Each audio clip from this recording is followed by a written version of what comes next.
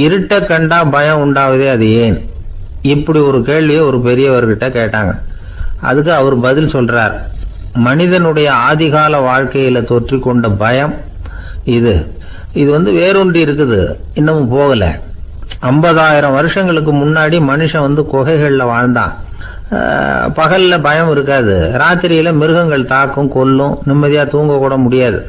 அதனால இந்த மனுஷனுக்கு இரவுன்னா மரணம், பயம் அப்படின்னு பழகி போச்சு. மனிதர்களுடைய எல்லா மனசையும் சேர்த்து மொத்தமா ஒரு மனசு உண்டு. மனிதர்களுடைய நினைவு இந்த மொத்த மனசுல பதிஞ்சிருக்கு, பரவுது. இந்த மொத்த மனசுல இருட்டு பற்றிய பயம் பதிந்து நீடிக்குது அப்படிங்கிறார் அவர். இந்த காலத்துல இரவை பகலாக்கிறதுக்கு எவ்வளவோ விளக்குகள்லாம் வந்தாச்சு. ராத்திரியிலேயும் மிருகங்கள் தாக்குங்கிற நிலைமை இல்லை. பாதுகாப்பான வீடுகள், விலங்குகளும் விலகி போயிட்டு, விலங்குகள்லாம் விலகி போயிட்டு, வீடுகளும் பாதுகாப்பா இருக்குது. சரி, இருந்தாலும் அந்த பழங்கால பயம் இருட்டு பயம் இன்னமும் மனுஷனை விட்டு போகல. இன்னொரு விஷயம் என்னன்னா, இருட்டில இருந்து வெளிச்சத்துக்கு வராத மனிதர்கள் இன்னைக்கு அதிகம். ஒரு ஆளு ஆத்துக்கு மீன் பிடிக்கிறதுக்காக போனான், இன்னும் விடியல.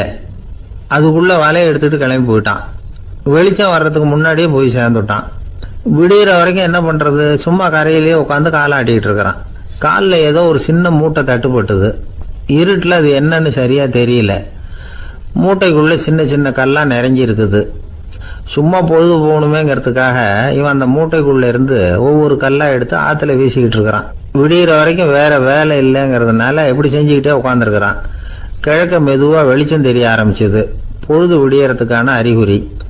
இதுக்குள்ள அந்த மூட்டையில இருந்த எல்லா கல்லையும் எடுத்து வீசி எறிஞ்சுட்டான். கடைசியா ஒரே ஒரு கல் மட்டும்தான் கையில பாக்கி இருந்தது. வெளிச்சம் வந்ததும் அந்த கல்லை பார்த்தான், அப்படியே திகைச்சு போயிட்டான்.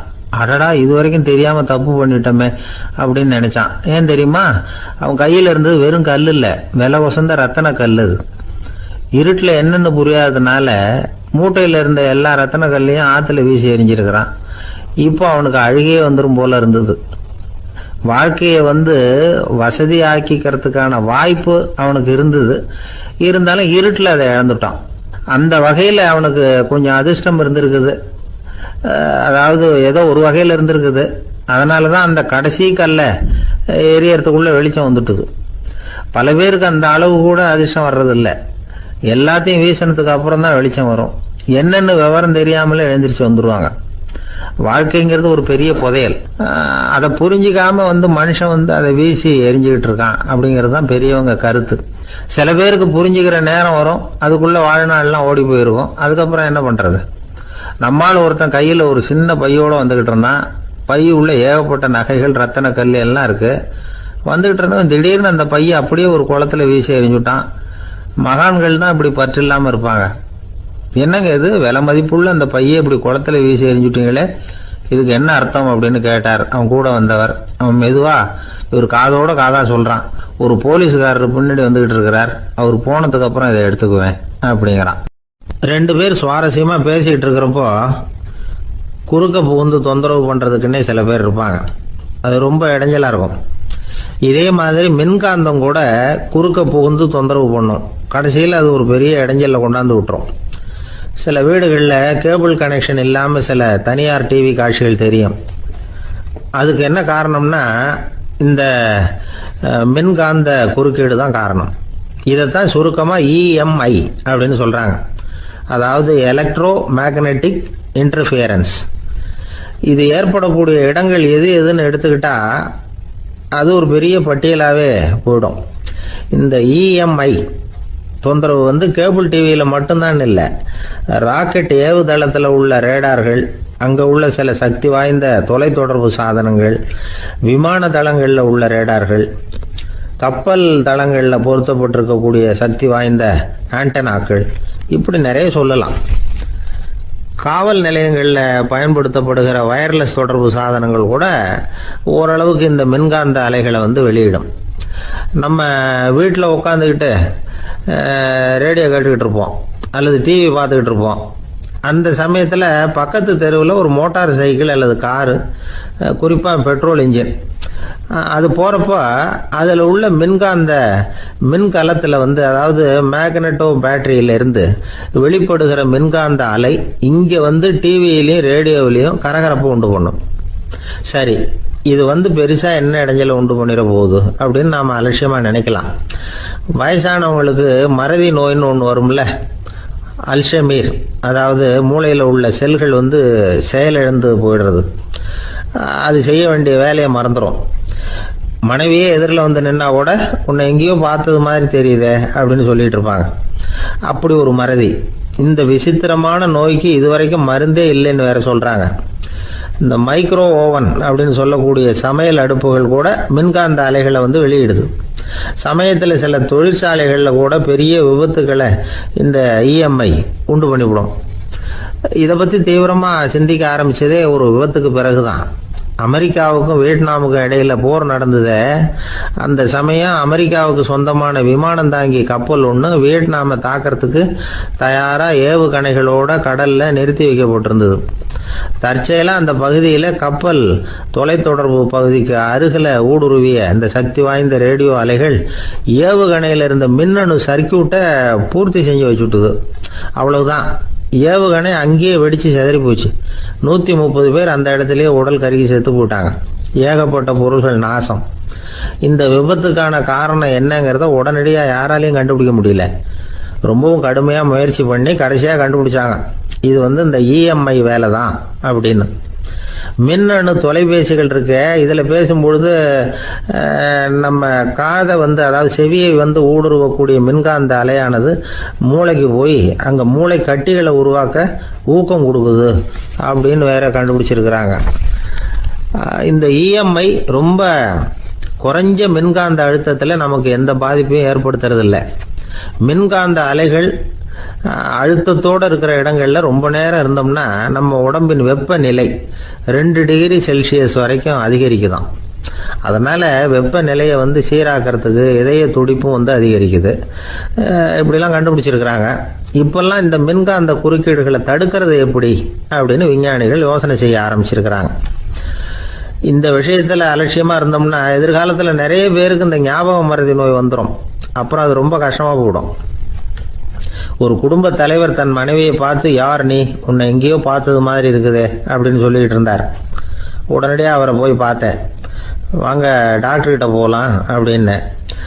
அவர் என்னை தனியாக அழைச்சிட்டு போய் காதோட காதாக மெதுவாக சொல்கிறார், இதை பார்ப்பா, என் கையில் பணம் இல்லாத போகலாம் அப்படி மறதி நோய் வந்துட்டது மாதிரி நடிச்சுக்கிட்டு இருப்பேன், அவ்வளவுதான், அதை நீ கண்டுக்காத அப்படின்னார்.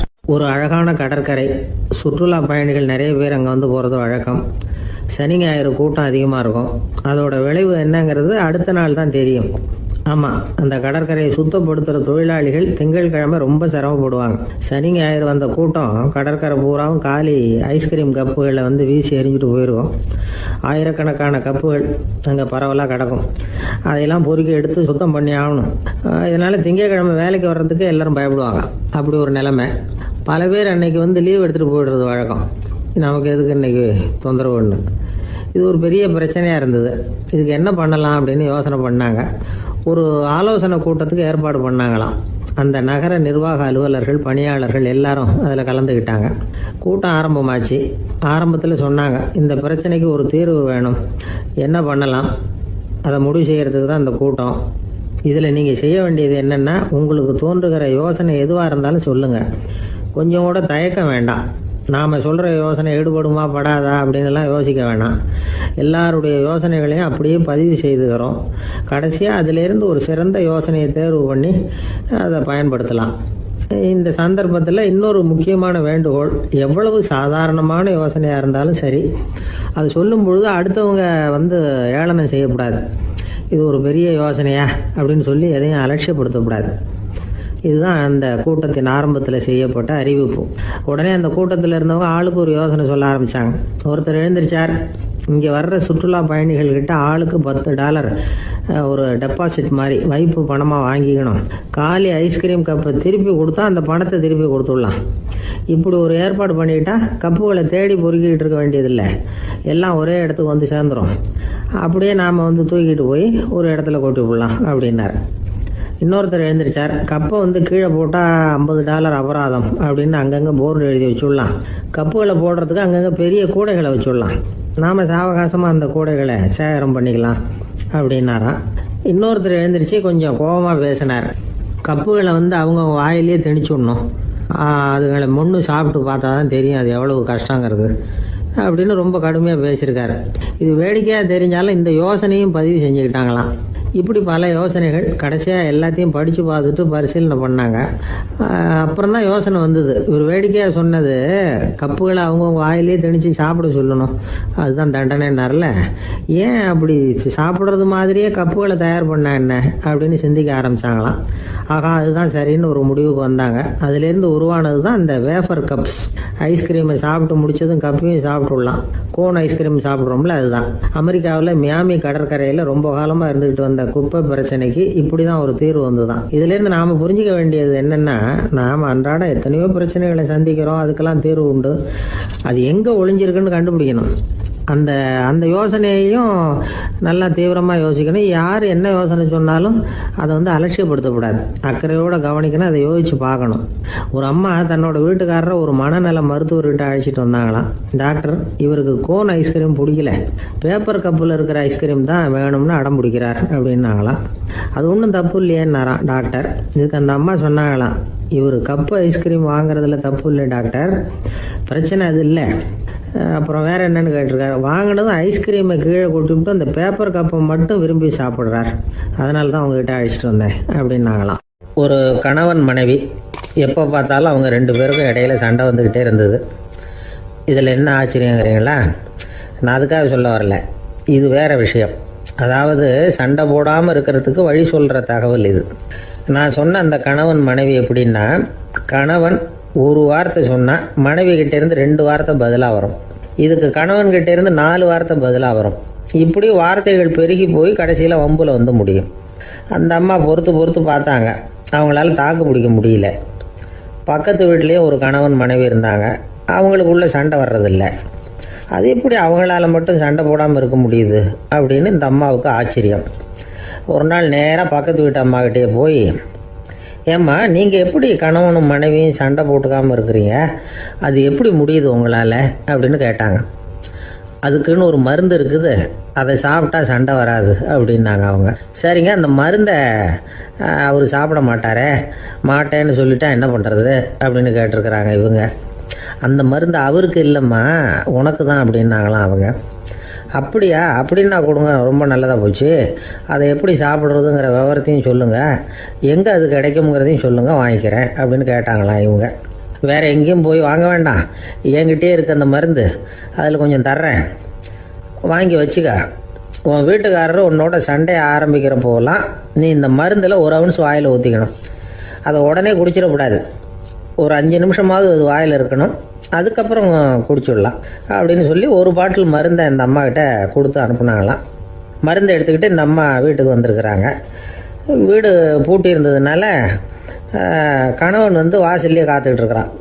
மனைவியை கண்டதும் சண்டை போட ஆரம்பிச்சிட்டான். வீட்டை பூட்டி விட்டு எங்கே போய் தொலைஞ்ச, எவ்வளோ நேரமாக ஒரு மனுஷன் வாசல்லையே காத்துட்டு கிடக்கிறது அப்படி இப்படின்னு கத்த ஆரம்பிச்சிட்டான். மனைவி இதுக்கு பதிலே சொல்லலை. அந்த அம்மா பேசாமல் வீட்டை திறந்தாங்க, சமையல் அறைக்குள்ளே போனாங்க, 1 ounce மருந்தை வாயில் ஊற்றிக்கிட்டாங்க. அன்னைக்கு சண்டை வந்து மேற்கொண்டு வளரவே இல்லை, நின்றுட்டுது. மருந்து பரவாயில்லை. அதுக்கப்புறம் பல சந்தர்ப்பங்களில் சண்டை வரும் போல் இருக்கிற போலாம் இந்த மருந்து அதை நிறுத்தியிருக்கு. பிரமாதமான மருந்தாக இருக்குது இதை கொஞ்சம் அதிகமாகவே வாங்கி வீட்டில் வச்சுக்க வேண்டியது தான் அப்படின்னு முடிவு பண்ணிட்டு இந்த அம்மா மறுபடியும் பக்கத்து வீட்டு அம்மாக்கிட்ட போனாங்க. எவ்வளவு விலையானாலும் சரி, நான் காசு கொடுத்து வாங்கி வச்சுக்கிறேன், எந்த கடையில் இருக்குது இந்த மருந்து சொல்லுங்க அப்படின்னு கேட்டாங்க. இந்த மருந்துக்கு விலையே கிடையாதுங்க, இலவசமாகவே கிடைக்கும்னாங்களாம் அவங்க. அது எப்படி விலையில்லாமல் இதை விற்க முடியுது அப்படின்னு கேட்டாங்களாம் இவங்க. அது மருந்தாக இருந்தால் தானே விலை வைக்கிறதுக்கு, அது வெறும் தண்ணி தானே அப்படின்னாங்களாம். வெறும் தண்ணியாக சண்டையை நிறுத்துது அப்படின்ட்டு இருக்காங்க இவங்க. அது சண்டையை நிறுத்தலை, உன்னோட மௌனம் தான் சண்டையை நிறுத்துது. நீ வாயில் தண்ணியை வச்சுக்கிறதுனால எதிர்த்து பேசுறதில்ல, அதனால் உன்னுடைய கணவர் கோபம் வந்து சாந்தமாயிடுது அப்படின்னாங்களாம் அவங்க. இந்த கதையிலேருந்து சண்டையை நிறுத்துற மருந்து எதுன்னு தெரிஞ்சுக்கிட்டோம் இல்லையா. ஒருத்தர் என்ன பண்ணார், பாட்டிலில் வந்து தண்ணியை ஊற்றி வச்சுக்கிட்டு அவர்கிட்ட வர்றவங்களுக்கெல்லாம் இதை சிபாரிசு பண்ணலாம்னு நினச்சிக்கிட்டு உட்காந்துருந்தார். ஒரு அம்மா வந்தாங்க. இதை கேட்டுவிட்டு இதையே ஒரு மருந்து மாதிரி கொடுக்கலாம்ங்கிறது அவர் முடிவு. அதனால் பாட்டிலில் தண்ணி அடித்து வச்சுக்கிட்டு அதில் கலருக்காக என்னத்தையோ ஒரு ஜீரகம் அது மாதிரி எதையாவது கலந்து வச்சுக்கிட்டு ஒரு மருந்து மாதிரி ஒரு பாவனையில் வச்சுக்கிட்டு உட்காந்துருக்காரு. யாராவது வீட்டில் சண்டைன்னா என்கிட்ட வாங்க மருந்து தரேன்னு. ஒரு அம்மா வந்தாங்க, எனக்கும் என் வீட்டுக்காரருக்கும் அடிக்கடி சண்டை வருதுங்க அப்படின்ட்டு இருக்காங்க. கவலைப்படாதம்மா, நான் ஒரு மருந்து தரேன்னு சொல்லி வீட்டுக்குள்ளே போய் ஒரு பாட்டில் எடுத்து வந்து கொடுத்தாரு. பாட்டிலில் இருக்கிறது என்னங்கிறத சொல்லிவிட்டா அது பேரில் மரியாதை வராது இல்லையா, அதனால் சொல்லலை. அந்த அம்மா வாங்கிட்டு போனாங்க. 4 நாள் கழித்து திரும்பி வந்தாங்க. என்னம்மா வீட்டில் சண்டை நின்று போச்சான்னு கேட்டிருக்காரு இவர். அங்கே நின்று போச்சுங்க, இப்போ உங்ககிட்ட ஆரம்பமாக போகுதுன்னாங்களாம். என்னம்மா அப்படின்ட்டுருக்காரு அவர் பயந்து போய். பின்ன என்னங்க, நீங்கள் என்ன மருந்து கொடுத்துருக்குறீங்க என்னங்க அப்படின்னாங்களாம் கோவமாக. அது வெறும் தண்ணி தானே அப்படின்ட்டுருக்காரு இவர். தண்ணியா இது, நல்லா பாருங்கள் அப்படின்னு அந்த பாட்டிலில் நீட்டினாங்களாம். இவர் வாங்கி பார்த்துருக்காரு. அப்புறம் தான் விஷயம் புரியுது அவருக்கு. இவர் கை தவறுதலாக அவங்க வீட்டில் இருந்த மண்ணெண்ணெய் பாட்டில் எடுத்து அவர்கிட்ட கொடுத்துருக்குறாங்க. அப்புறம் என்ன ஆகும், சண்டை வராமல். நமக்கு முன்னாடி நமக்கு வேண்டிய ஒருத்தர் ஒரு கிளாஸில் நமக்கு பழச்சாறு கொண்டாந்து வைக்கிறாருன்னு வச்சுக்கோங்க. உடனே நாம் என்ன பண்ணுவோம், எடுத்து கிடுகிடுன்னு சாப்பிட்ருவோம் அடுத்தவங்க யாரும் வர்றதுக்குள்ள. அதை விட்டுட்டு அதை கொண்டாந்து வச்சவர்கிட்டயே அதோட விலை என்ன அப்படி இப்படின்னு நான் கேட்டுக்கிட்டு இருப்போம். நாம் கேட்க மாட்டோம். ஆனால் காந்திஜி அப்படி கேட்டாராம். எப்போ தெரியுமா, 1935. அந்த வருஷம் மே மாதத்தில் ஒரு நாள் காந்திஜி டெல்லியில் இருக்கிறார். அப்போ அவருக்கு 2 டம்ளர் மாம்பழச்சாறு கொண்டாந்து கொடுக்குறாங்க. அதை வாங்குறார். இதோட விலை என்ன அப்படின்னு கேட்டார் காந்திஜி. யாருக்கிட்ட கேட்டாருன்னா மனுபென் காந்திகிட்ட கேட்குறார். அவங்க தான் கொண்டாந்து கொடுக்குறாங்க. காந்திஜிக்கு உதவி செய்கிறதுக்காக அவர் கூடவே இருந்தவங்க அவங்ககிட்ட தான் கேட்குறாரு. காந்திஜி சும்மா வேடிக்கைக்காக இப்படி கேட்குறாருன்னு நினச்சிட்டாங்க அந்த அம்மா. அதுவும் இல்லாமல் அதோட விலையை கேட்டால் காந்திஜி நிச்சயமாக அதை சாப்பிட மாட்டார் அப்படிங்கிற பயம் வேறு. அதனால் அந்த அம்மா பதில் எதுவும் சொல்லாமல் கம்முன்னு இருந்துட்டாங்க. கொஞ்ச நேரம் ஆச்சு. அந்த பழச்சாறு வச்ச இடத்துல அப்படியே இருக்குது, வச்ச இடத்துல வச்சபடியே இருக்குது. காந்திஜி அதை சாப்பிடவே இல்லை. மனுபென் காந்தி பார்த்தாங்க. மெதுவாக காந்திஜிக்கிட்ட போய் அதை சாப்பிடுங்களேன் அப்படின்னாங்க. பழச்சாறு விலை என்னன்னு கேட்டேன், அதுக்கு பதில் இல்லை. அது முதல் தப்பு. பதிலை எதிர்பார்த்திருந்தும் அதை பற்றி விசாரிக்கலை, அது 2வது தப்பு. இப்படி 2 தப்புகளை பண்ணிவிட்டு என்கிட்ட வந்து இதை சாப்பிடுங்கன்னு சொன்னால் அது எப்படி அப்படின்னு கேட்டாராம் காந்திஜி. மனுபென் காந்தி என்ன சொல்கிறதுன்னு தெரியாமல் திகைச்சு போய் நின்றுக்கிட்டு இருந்தாங்க.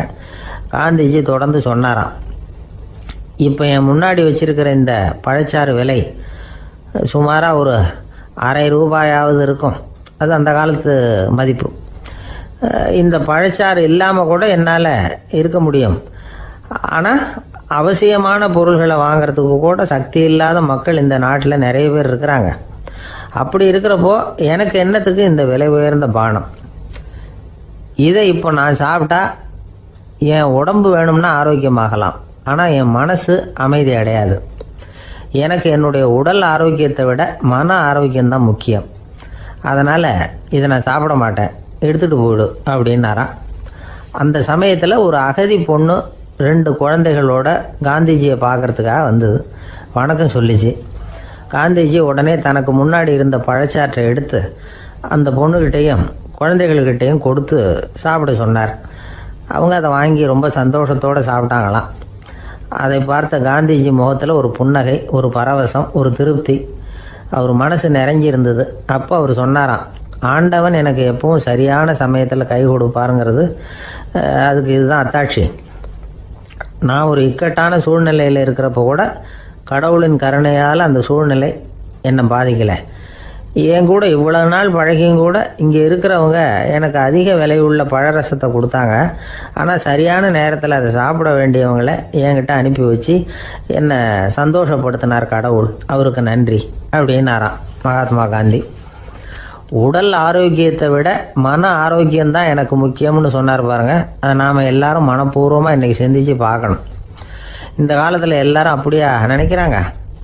எனக்கு தெரிஞ்ச ஒருத்தர் இருந்தார். தினமும் காலையில் ஒரு காஃபி சாப்பிட உட்கார்ற நேரத்தில் பக்கத்து வீட்டுக்காரர் வந்து சேருவார் கரெக்டாக. உடனே அவரும் தனக்குன்னு வந்திருக்கிற காப்பியை எடுத்து மனப்பூர்வமாக பக்கத்து வீட்டுக்காரர்கிட்ட கொடுத்துருவார். அதுக்கப்புறம் அவருக்காக வேறு காப்பி போட்டு கொண்டாந்து கொடுத்தாலும் வேண்டான்னு சொல்லிடுவார். ஆண்டவனாக பார்த்து சரியான நேரத்தில் அவரை எங்கள் வீட்டுக்கு தினமும் அனுப்பி வைக்கிறார் அப்படிம்பார். ஏன் அப்படி சொல்கிறீங்க அப்படின்னு கேட்டோம் ஒரு நாள். அதுக்கு அவர் சொல்றார், எனக்கு என்னோட உடல் ஆரோக்கியம்தான் முக்கியம். இதை கடவுள் புரிஞ்சுக்கிட்டு எங்கள் வீட்டு காப்பியை சாப்பிட்றதுக்கு தினமும் அடுத்த வீட்டுக்காரனை அனுப்பி வைக்கிறார் அப்படின்னார் அவர். தானத்துல சிறந்தது எது அப்படின்னு ஒரு கேள்வியை கேட்டு, தானத்துல சிறந்தது நிதானம் அப்படின்னு அதுக்கு ஒரு பதிலும் சொல்றவங்க உண்டு. நிதானம் ரொம்ப அவசியம். அதுவும் இன்றைய உலகத்துக்கு ரொம்ப அவசியம். இன்னைக்கு உலகம் ரொம்ப பரபரப்பா போய்கிட்டு இருக்குது. பொறுமையா இருக்கணும்னு நினைக்கிறவங்களால கூட அப்படி இருக்க முடியறதில்ல. பொறுமையை சோதிக்கிறது மாதிரி பல சம்பவங்கள். அதையெல்லாம் சந்திச்சே தீர வேண்டி இருக்குது. எங்க போனாலும் கியூல நிக்க வேண்டி இருக்குது. எங்க போனாலும் காத்துக்கிட்டு இருக்க வேண்டியிருக்கு. ஆபீஸ்லயோ வீட்லயோ கூட நீங்க நிதானமா பொறுமையா நடந்துக்க தெரியலன்னா உங்களுக்கு சிடுமூஞ்சி, முசுடு இப்படிலாம் பேர் வச்சிருவாங்க. அது உங்களுக்கு தேவையா? சரி, வாழ்க்கையில் பொறுமைசாலின்னு பேர் வாங்கறதுக்கு என்ன வழி? முதல் பாயிண்ட், நீங்க நினைக்கிறது, எதிர்பார்க்கறது, செய்யறது எல்லாமே 100% கரெக்டா நடக்கணும்னு ஆசைப்படக்கூடாது. எதுவா இருந்தாலும் அதுல ஓரளவுக்கு தவறு நடக்கலாம் அப்படிங்கறத எதிர்பார்த்தே இருக்கணும். ஓரளவுக்கு அதை அனுமதிக்கணும். ஒரு நண்பரை 6 மணிக்கு ஒரு இடத்துக்கு வர சொல்லி இருக்கிறீங்க. 6 மணிக்கு அவர் வரல, உடனே பொறுமை இழந்து நடந்துக்க கூடாது. ஒரு 10 நிமிஷம் டிலே ஆகலாம். ஒரு வர்ற வழியில பஸ்ஸு கூட ஏதாவது டிராஃபிக்ல மாட்டிருக்கலாம். அதெல்லாம் எதிர்பார்த்தே கொஞ்சம் காத்திருக்கிறதுல ஒன்றும் தப்பு இல்லை. சில சமயம் டிலே ஆகிறது கூட நல்லதா முடியும். ஒரு பஸ்ஸை தவற விட்டுட்டு ஐயோ கொஞ்சம் ஒரு 2 நிமிஷம் முன்னாடி வந்திருந்தா பிடிச்சிருக்கலாமே அப்படின்னு தவிச்சுக்கிட்டு இருப்பாங்க சில பேர். அடுத்தபடியா வர்ற பஸ் நேரடியா நீங்க போக வேண்டிய இடத்துக்கே கொண்டு போய் விடுற பஸ்ஸா கூட இருக்கலாம். அது உங்களுக்கு முன்னாடி தெரியாதுல்ல. சில நெருக்கடியான சூழ்நிலைகளை தமாஷா எடுத்துக்கிறதுக்கு பழகிக்கணும். சில இடங்களுக்கு போறப்ப காத்திருக்கிறதுக்கு நம்ம மனசை தயார்படுத்திக்கிட்டே போகணும். ஒரு ரயிலுக்கோ பஸ்ஸுக்கோ அல்லது விமானத்துக்கோ கப்பல் பிரயாணத்துக்கோ போறப்போ அங்க போய் நீங்க மணிக்கணக்கில் கூட காத்துக்கிட்டு தான் இருக்கணும். புறப்படுற நேரம் கூட மாறலாம். நீங்க போய் சேர்ந்ததும் அது உடனே புறப்படணும்னு கட்டாயமா என்ன? அது மாதிரி சமயத்துல படிக்கிறதுக்குன்னு சில சுவாரஸ்யமான புத்தகங்களையும் கையில் எடுத்துக்கலாம். உங்களை சுத்தி எவ்வளவோ சுவாரஸ்யமான சம்பவங்கள் நடந்துகிட்டு இருக்குதுல்ல, அதையெல்லாம் வேடிக்கை பாருங்க. எதுக்காக காத்துக்கிட்டு இருக்கிறோமோ அந்த காரியத்துல உண்மையாவே நமக்கு ஒரு அக்கறை இருந்தா நமக்கு போர் அடிக்காது. சில கோயில்களில் பார்த்துருப்பீங்க, தரிசனத்துக்காக பக்தர்கள் நாள் கணக்கில் காத்துக்கிட்டு இருப்பாங்க. அவங்களெலாம் அழுத்துக்கிறது இல்லை. ஆண்டவனை தரிசிக்கணுங்கிற உண்மையான அக்கறை இருக்கிறதுனால அவங்களுக்கு போர் அடிக்கிறது இல்லை. ஆனால் சில சினிமா தியேட்டரில் கூட பார்க்கலாமே, சினிமா கியூ கூட அப்படிதான். சாயந்தரம் 6 மணி ஆட்டத்துக்கு காலம்பரம் 6 மணிக்கே போய் கூட காத்துக்கிட்டு இருப்பாங்க. அவங்களுக்கெல்லாம் போர் அடிக்காது, படம் பார்க்குற ஆர்வம். இன்னொரு முக்கியமான விஷயத்த நாம் பழக்கப்படுத்திக்கணும். லிவ் ஃபார் தி மூமெண்ட் அப்படிங்கிறாங்க நிபுணர்கள். ரொம்ப பேர் எப்படின்னா அடுத்தபடியாக நடக்க போகிற விஷயத்திலேயே கவனமாக இருப்பாங்க. அந்த நினைப்புலேயே இந்த நிமிஷத்தை பொறுமை இல்லாமல் கழிப்பாங்க. ஒருத்தர் இருக்கார், அவர் எப்படின்னா ஆஃபீஸ் முடியறதுக்குள்ளேயே சார் 5 மணிக்கெல்லாம் ரெடியாக இருங்க, நாம் அந்த ஹோட்டலில் போய் டிஃபன் சாப்பிட்ணும் அப்படின்னு 4 மணிலேருந்து சொல்லிகிட்டு இருப்பார். 4:55 பரபரப்பாக ஓடி வருவார். 2 பேரும் புறப்படுவோம், ஹோட்டலுக்கு போவோம், சாப்பிட்டுக்கிட்டு இருப்போம். அப்படி சாப்பிட்டுட்டு இருக்கிறப்ப சார் சாப்பிட்டு முடிச்சதும் நேராக ஒரு ஜவுளி கடைக்கு போகிறோம் அப்படிம்பார். பரபரக்க சாப்பிட்டு முடிப்பார், புறப்படுவார். ஜவுளி கடையில் அவசரமாக சீக்கிரம் பில் போடுங்க சார், சினிமாவுக்கு நேரம் ஆகிடும்பார். சினிமா தியேட்டரில் உட்காந்து அடுத்தபடியாக எங்கே டின்னர் சாப்பிட்றதுன்னு யோசனை பண்ணிகிட்டு இருப்பார்.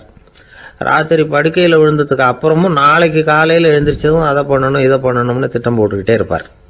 அதாவது எப்பவும் அடுத்த நிமிஷம், அடுத்த நாள், அடுத்த வாரம், அடுத்த வருஷம், இதுதான் அவங்க சிந்தனை. இந்த நிமிஷம் என்ஜாய்மெண்ட்டை அவங்க இழந்துடுறாங்களாம். அதனால தான் வாழ்நாள் பூரா பொறுமையின்மை, அவஸ்தை, அல்லல். அதனால நாம் எல்லாரும் வாழ்க்கையில் நிதானமாக இருக்கிறதுக்கு கற்றுக்கணுமா. அதுக்காக இந்த நிதானத்துக்கு வேற விதமான அர்த்தம் பண்ணிக்கக்கூடாது. ஒருத்தர் அப்படித்தான் ஒரு தடவை அவருடைய குதிரை காணாமல் போயிட்டு தான். அதுக்காக அவர் கவலைப்படல, நிம்மதியாக இருந்தார், சந்தோஷமாக இருந்தார். என்ன சார் இது, உங்கள் குதிரை திருட்டு போயிட்டுதுங்கிறீங்க, நீங்கள் கவலைப்படாமல் இருக்கிறீங்களே அப்படின்னு கேட்டாங்களாம்.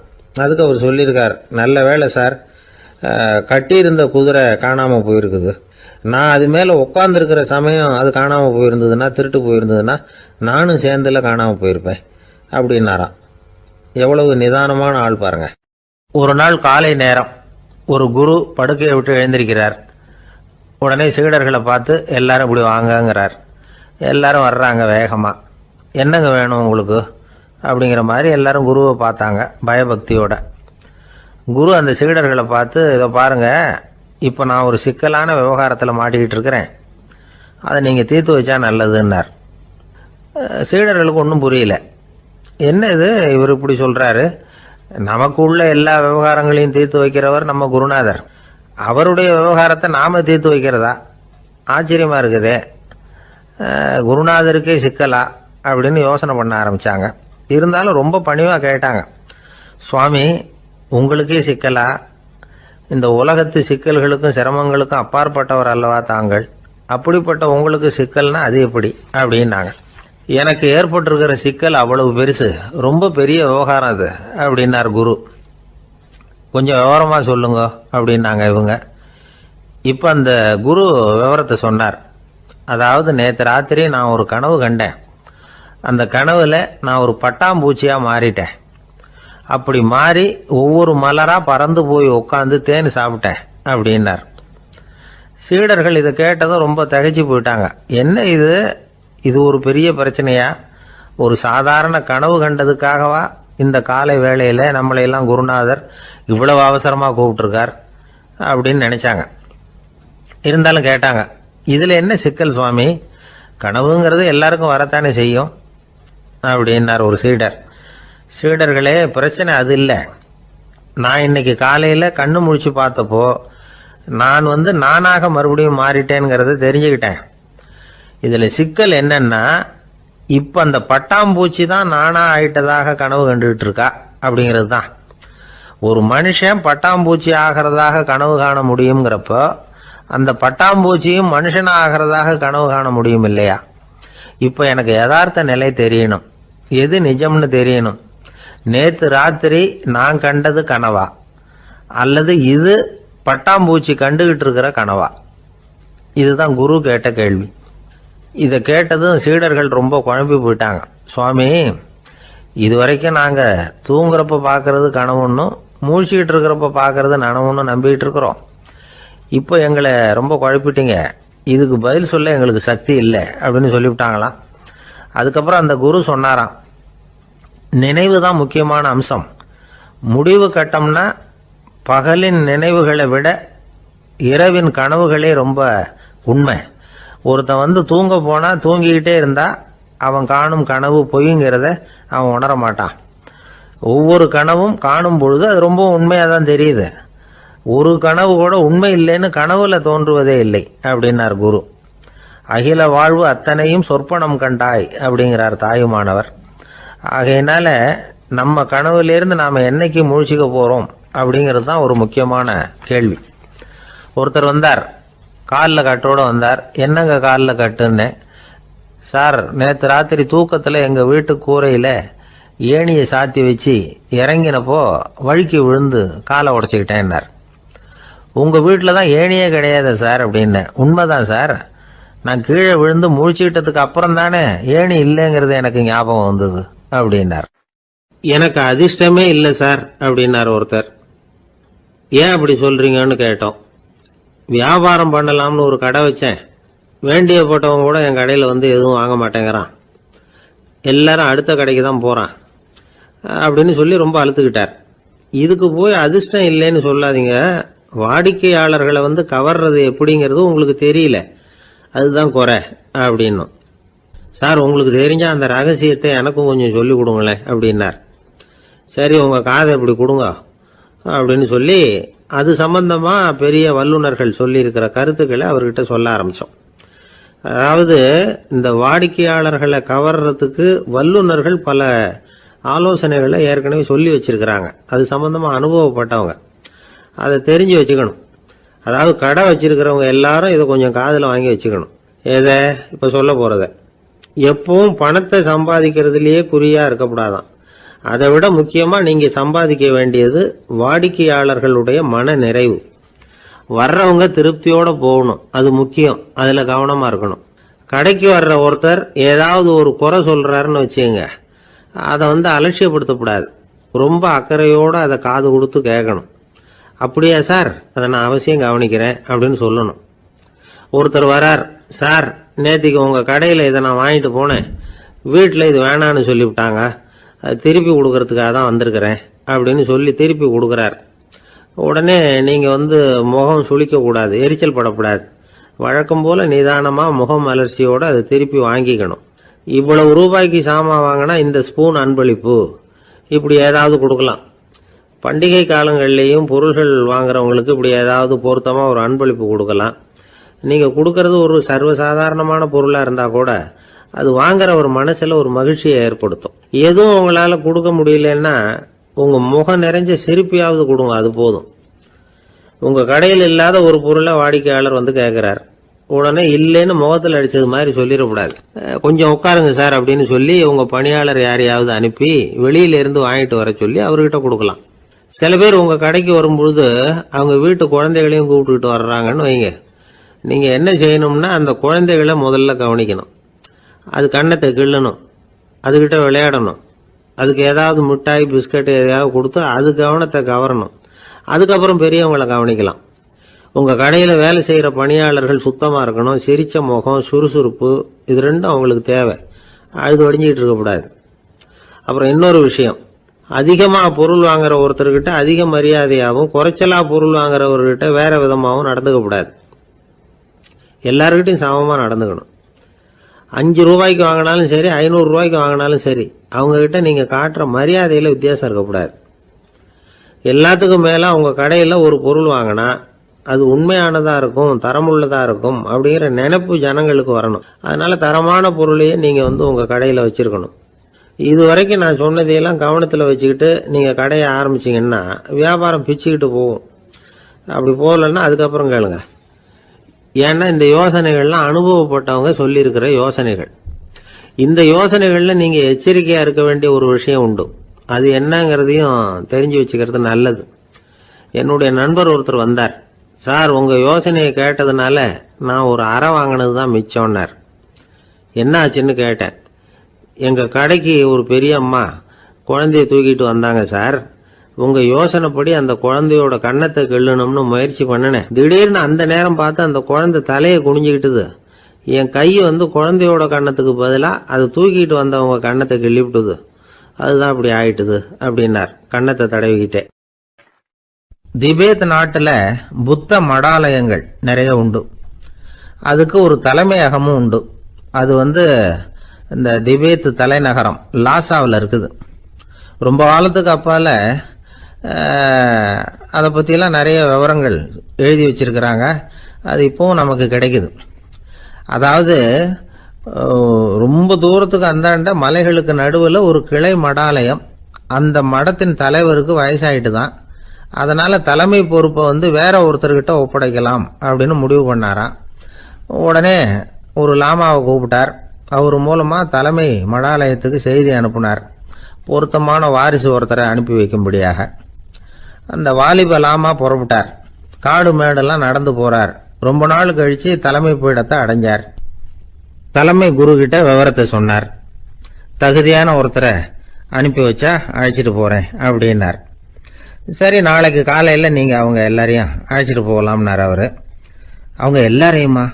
அங்க தேவைப்படுறது ஒருத்தர் தானே அப்படின்னார் இவர். ஆமான்னார். அப்புறம் ஏன் எல்லாரையும் அழைச்சிட்டு போக சொல்றீங்கன்னார். அது இப்போ உனக்கு புரியாது. நான் ஒரு 100 பிக்குகளை அனுப்புறேன், அதாவது பிட்சுகளை. அவ்வளவு பேரையும் அங்க வச்சு சமாளிக்க முடியாது அப்படின்னாரு இவரு.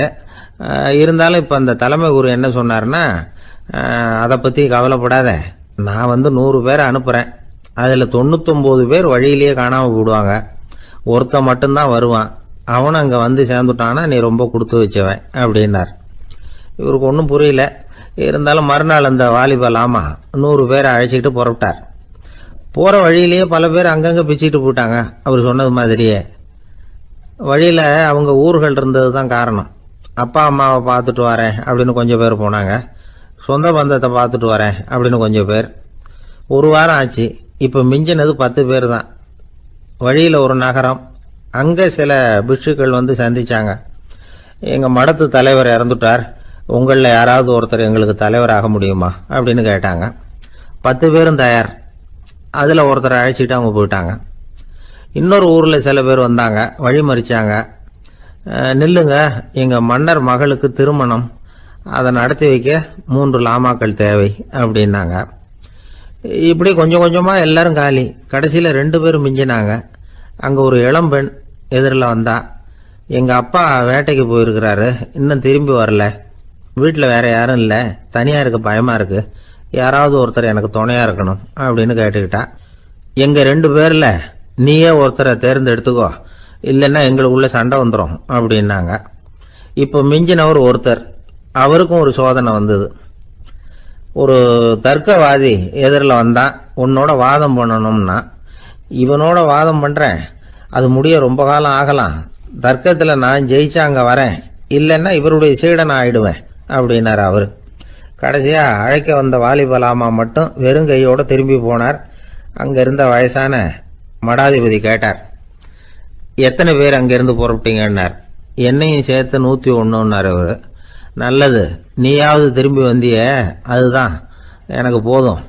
ஏன்னா நீ தான் எனக்கு உண்மையான வாரிசு. அந்த 100 பேரில் யாரும் வரமாட்டாங்க அப்படின்னார் அவர். ஏன்னா அவருக்கு தெரியும் இவர் ஒருத்தர் தான் திரும்பி வருவாருங்கிறது.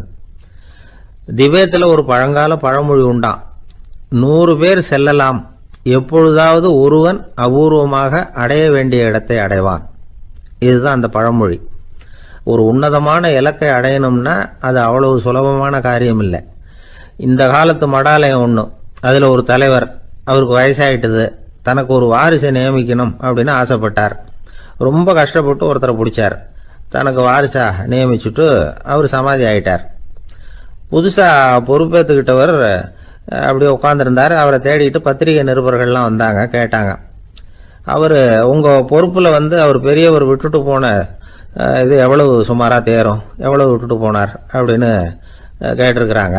அது என்ன ஒரு 50 லட்சம் இருக்கும் அப்படின்னாராம். அவ்வளவும் பணமா அப்படின்னு கேட்டிருக்காங்க. இல்லைங்க, கடன் அப்படின்னாராம் இவர். ஒரு காடு, அங்கே புத்தர் அவர் பாட்டுக்கு நடந்து போய்கிட்டே இருக்கிறார். அவருக்கு பின்னாடி ஒரு குரங்கு, அதுவும் தொடர்ந்து வந்துக்கிட்டே இருக்குது. புத்தர் திரும்பி பார்த்தார். குரங்கு அப்படியே குதிச்சு உயர எழும்பி ஒரு கிளையில் போய் உக்காந்துது. ஏன் இப்படி பண்ணுறேன்னு கேட்டார் புத்தர். என்னை சாதாரணமாக நினைக்க வேணாம், நான் மகாமந்தி, என்னால் எல்லாம் முடியும், முடியாதுங்கிற வார்த்தையே என்னுடைய அகராதியில் கிடையாது, என்ன வேணும்னாலும் செய்வேன் அப்படின்னுது. அப்படின்னா ஒரு பந்தயம் வச்சுக்கலாமான்னாரு இவர். ஓ, வச்சுக்கலாமேன்னுது. வேற ஒன்றும் இல்லை, இப்போ நீ மேலே எழும்பி அந்த கிளையில் உட்காந்தது மாதிரி அங்கேருந்து தாவி என் உள்ளங்கையில் உட்காரணும், அவ்வளவுதான் அப்படின்னார். அப்படி உட்காந்துட்டா என்ன பரிசு அப்படின்னு கேட்டது அது. சொர்க்கத்தில் இருக்கிற மாமன்னன் மரகத சக்கரவர்த்தியை என்னோட இருக்கும்படியாக கூப்பிட்டுக்கிறேன். அந்த சமயத்தில் அவருடைய அரியணை அங்கே காலியாயிடும், நீ அதில் போய் உட்காந்துக்கலாம். பந்தயத்தில் தோத்துட்டா ஒரு கல்ப காலம் இந்த பூமியில் வாழ வேண்டியிருக்கும், அதுக்கு பிறகு தான் என்கிட்ட வர முடியும், என்ன சொல்கிற அப்படின்னார். குரங்குக்கு தாவறது ஒரு பெரிய காரியமா? இது எனக்கு ரொம்ப சாதாரண விஷயம், என்ன இப்போவே தாவட்டுமா அப்படின்னுது. சரின்னு சொல்லி உள்ளங்கையை நீட்டினார். அவருடைய கை தாமரை இலை அளவுக்கு அப்படியே விரிஞ்சுது. குரங்கு சௌரியமாக உட்கார்றதுக்காக. குரங்கு தாவறதுக்கு தயாராச்சு. அதுக்கு முன்னாடி ஒரு சின்ன யோசனை அதுக்கு. இந்த கிளையிலேருந்து அந்த கைக்கு தாவறது எனக்கு ரொம்ப அற்பமான ஒரு வேலை, இது ரொம்ப சாதாரணம், என்னுடைய கௌரவத்துக்கு இது சரியாக இருக்காது. அதனால் நான் என்ன பண்ண போகிறேன்னா, இங்கேருந்து கிளையிலேருந்து அப்படியே உயர எழும்ப போகிறேன். எழும்பி மேல் உலகம் போய் அங்கே ஒரு சுற்றி விட்டு அதுக்கப்புறம் அங்கேருந்து நேராக இந்த கையில் உட்கார போகிறேன் அப்படின்னு நினச்சது. என்ன யோசிக்கிற அப்படின்னார் புத்தர். ஒன்றும் இல்லை, இந்த பாயிரம் பார் அப்படின்னு சொல்லி தாவி உயர போயிட்டுது. கொஞ்ச நேரத்தில் வான உலகத்துக்கே போய் சேர்ந்துட்டுது. அங்கே போய் பார்த்தா அங்கே ஒரு 5 பளிங்கு தூண்கள் இளம் சிவப்பு நிறத்தில் நின்றுக்கிட்டு இருக்குது. குரங்கு நினச்சிக்கிட்டது, புத்தர்கிட்ட போய் இந்த பளிங்கு தூண்களை பார்த்தோம்னு சொன்னால் அப்படியே திகைச்சு போயிடுவார், இந்த தூணில் ஏதாவது அடையாளம் செஞ்சுட்டு போகணும் அப்படின்னு அந்த இடத்துல மிதந்துக்கிட்டே நினச்சிது. உடனே ஒரு தூணில் எழுதிச்சு. என்ன எழுதிச்சுன்னா, ஒரு மகா ஞானி இங்கே வந்துட்டு போகிறார் அப்படின்னு எழுதிச்சு. எழுதிவிட்டு அப்படியே கீழே தாவி புத்தரோட உள்ளங்கையில் உட்காந்துது. எப்படி பார்த்தீங்களா என்னுடைய வேலை? வான உலகத்துக்கே போய் அங்கே இருக்கிற 5 பளிங்கு தூண்களை பார்த்துட்டு அதில் நான் வந்த விவரத்தை எழுதி வச்சுட்டு அதுக்கப்புறம் இங்கே வந்திருக்கிறேன் அப்படின்னுது ரொம்ப பெருமையாக. அப்படியா அப்படின்னார் புத்தர். ஆமாம், சந்தேகமாக இருந்தால் வாங்க, அழைச்சிட்டு போய் காட்டுறேன் அப்படின்னு அந்த குரங்கு. அதுக்கு தேவையில்லை, அப்படியே கொஞ்சம் கீழே குனிஞ்சு பார், தெரியும் அப்படின்னார் புத்தர். அங்கே பார்த்தா புத்தரோட உள்ளங்கை தெரிஞ்சுது. நல்லா உத்து பார்த்துது. அவரோட ஒரு விரலில் அது எழுதிய வாசகம் தெரிஞ்சுது. குரங்கு யோசனை பண்ணிச்சு, அப்படின்னா வானத்தில் நான் பார்த்தது புத்தரோட விரல்களா அப்படின்னு யோசிச்சுது. இதை புரிஞ்சுக்கிட்ட உடனே அந்த குரங்கோட கர்வம் அழிஞ்சு போச்சான். நம்ம மனசு தான் இந்த குரங்கு. மனம்ங்கிறதும் ஆணவம்ங்கிறதும் ஒரு நாணயத்தின் 2 பக்கங்கள். மனம் உள்ளவரை ஆணவமும் இருக்கும். மனம் அழிஞ்சாதான் ஆணவம் அழியும்.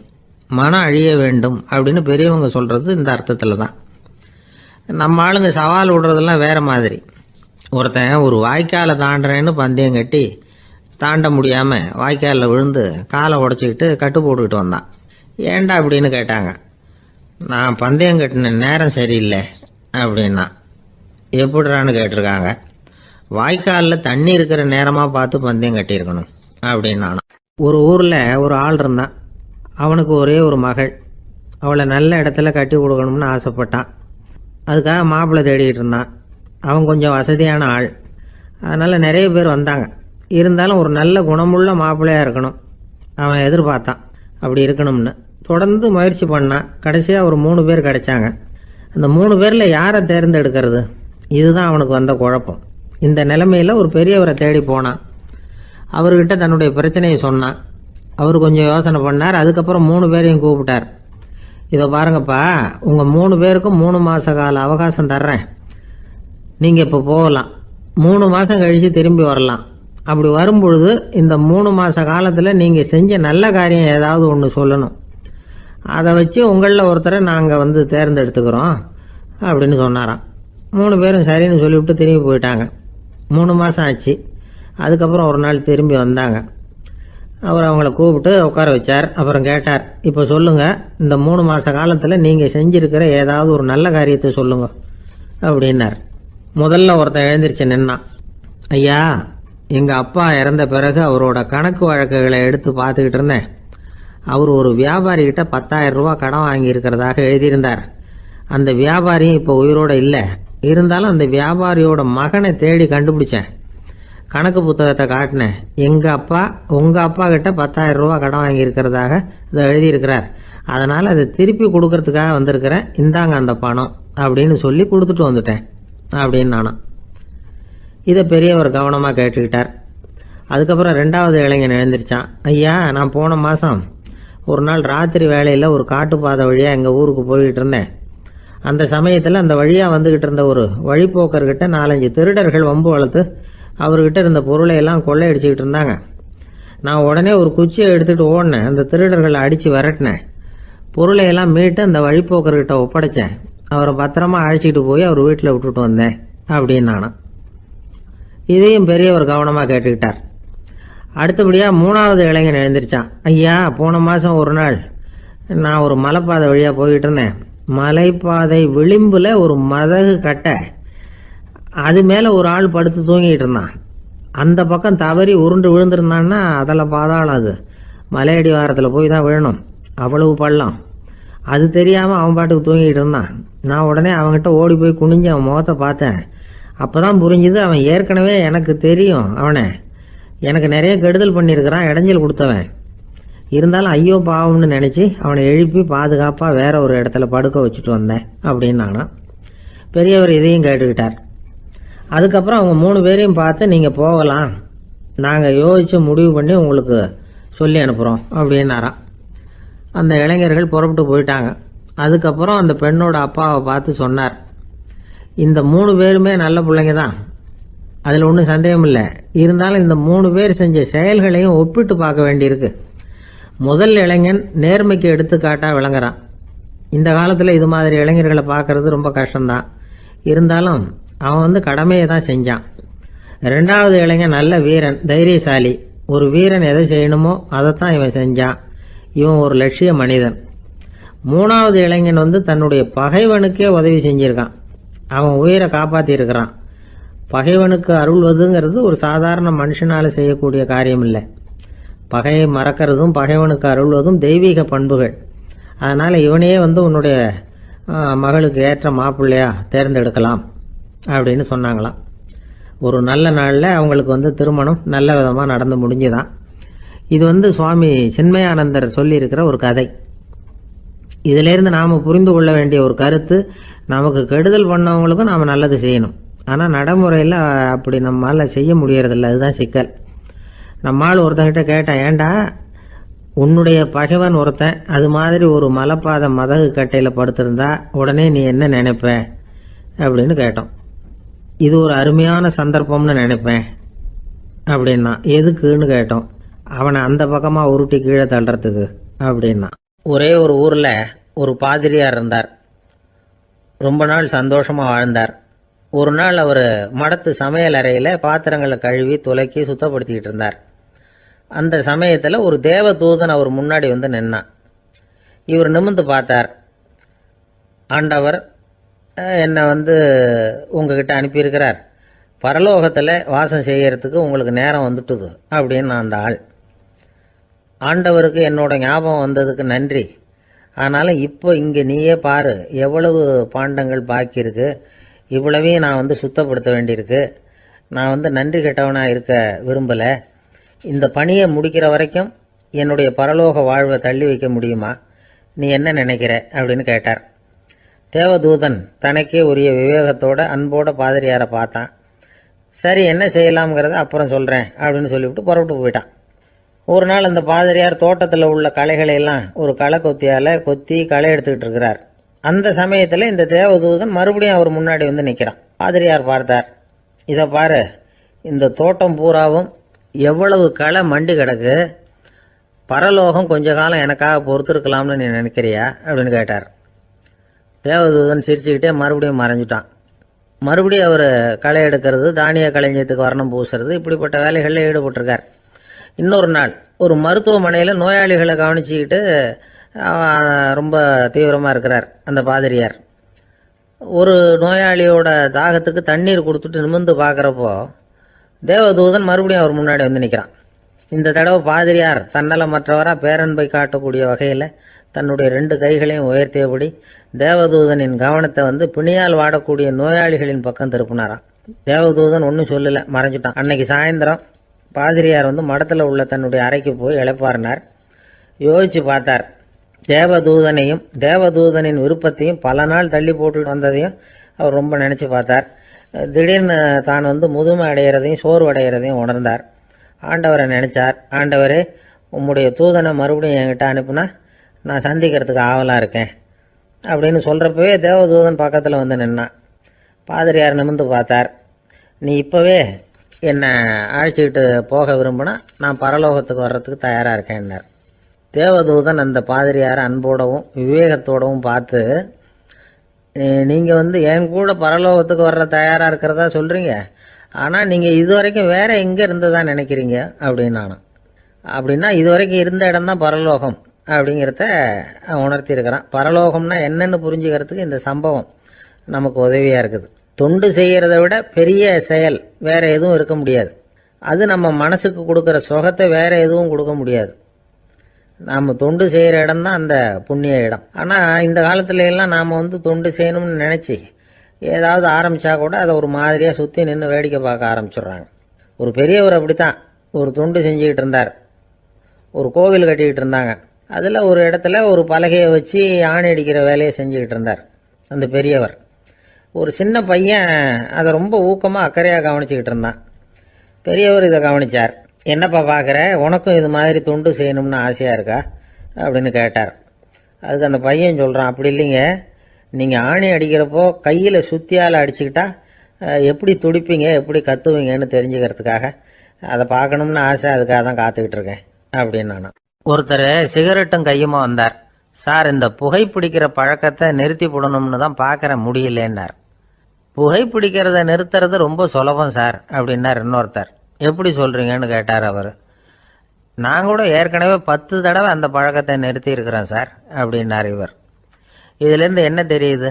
புகைப்பழக்கத்தை திடீர்னு விட்டு விடுறதுங்கிறது ரொம்ப கஷ்டம்னு தெரியுது.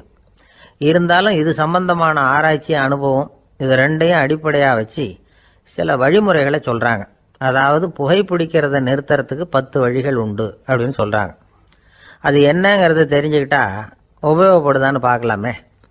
முதல் கருத்து என்னன்னா, கொஞ்ச நாளைக்கு புகைப்பிடிக்கிற நண்பர்களை விட்டு விலகி இருக்கணும். இதனால் புகைப்பிடிக்கிற ஆசை குறையும். அந்த பழக்கத்தை மறுபடியும் ஆரம்பிக்கப்படாதுங்கிற எண்ணம் உறுதிப்படும்.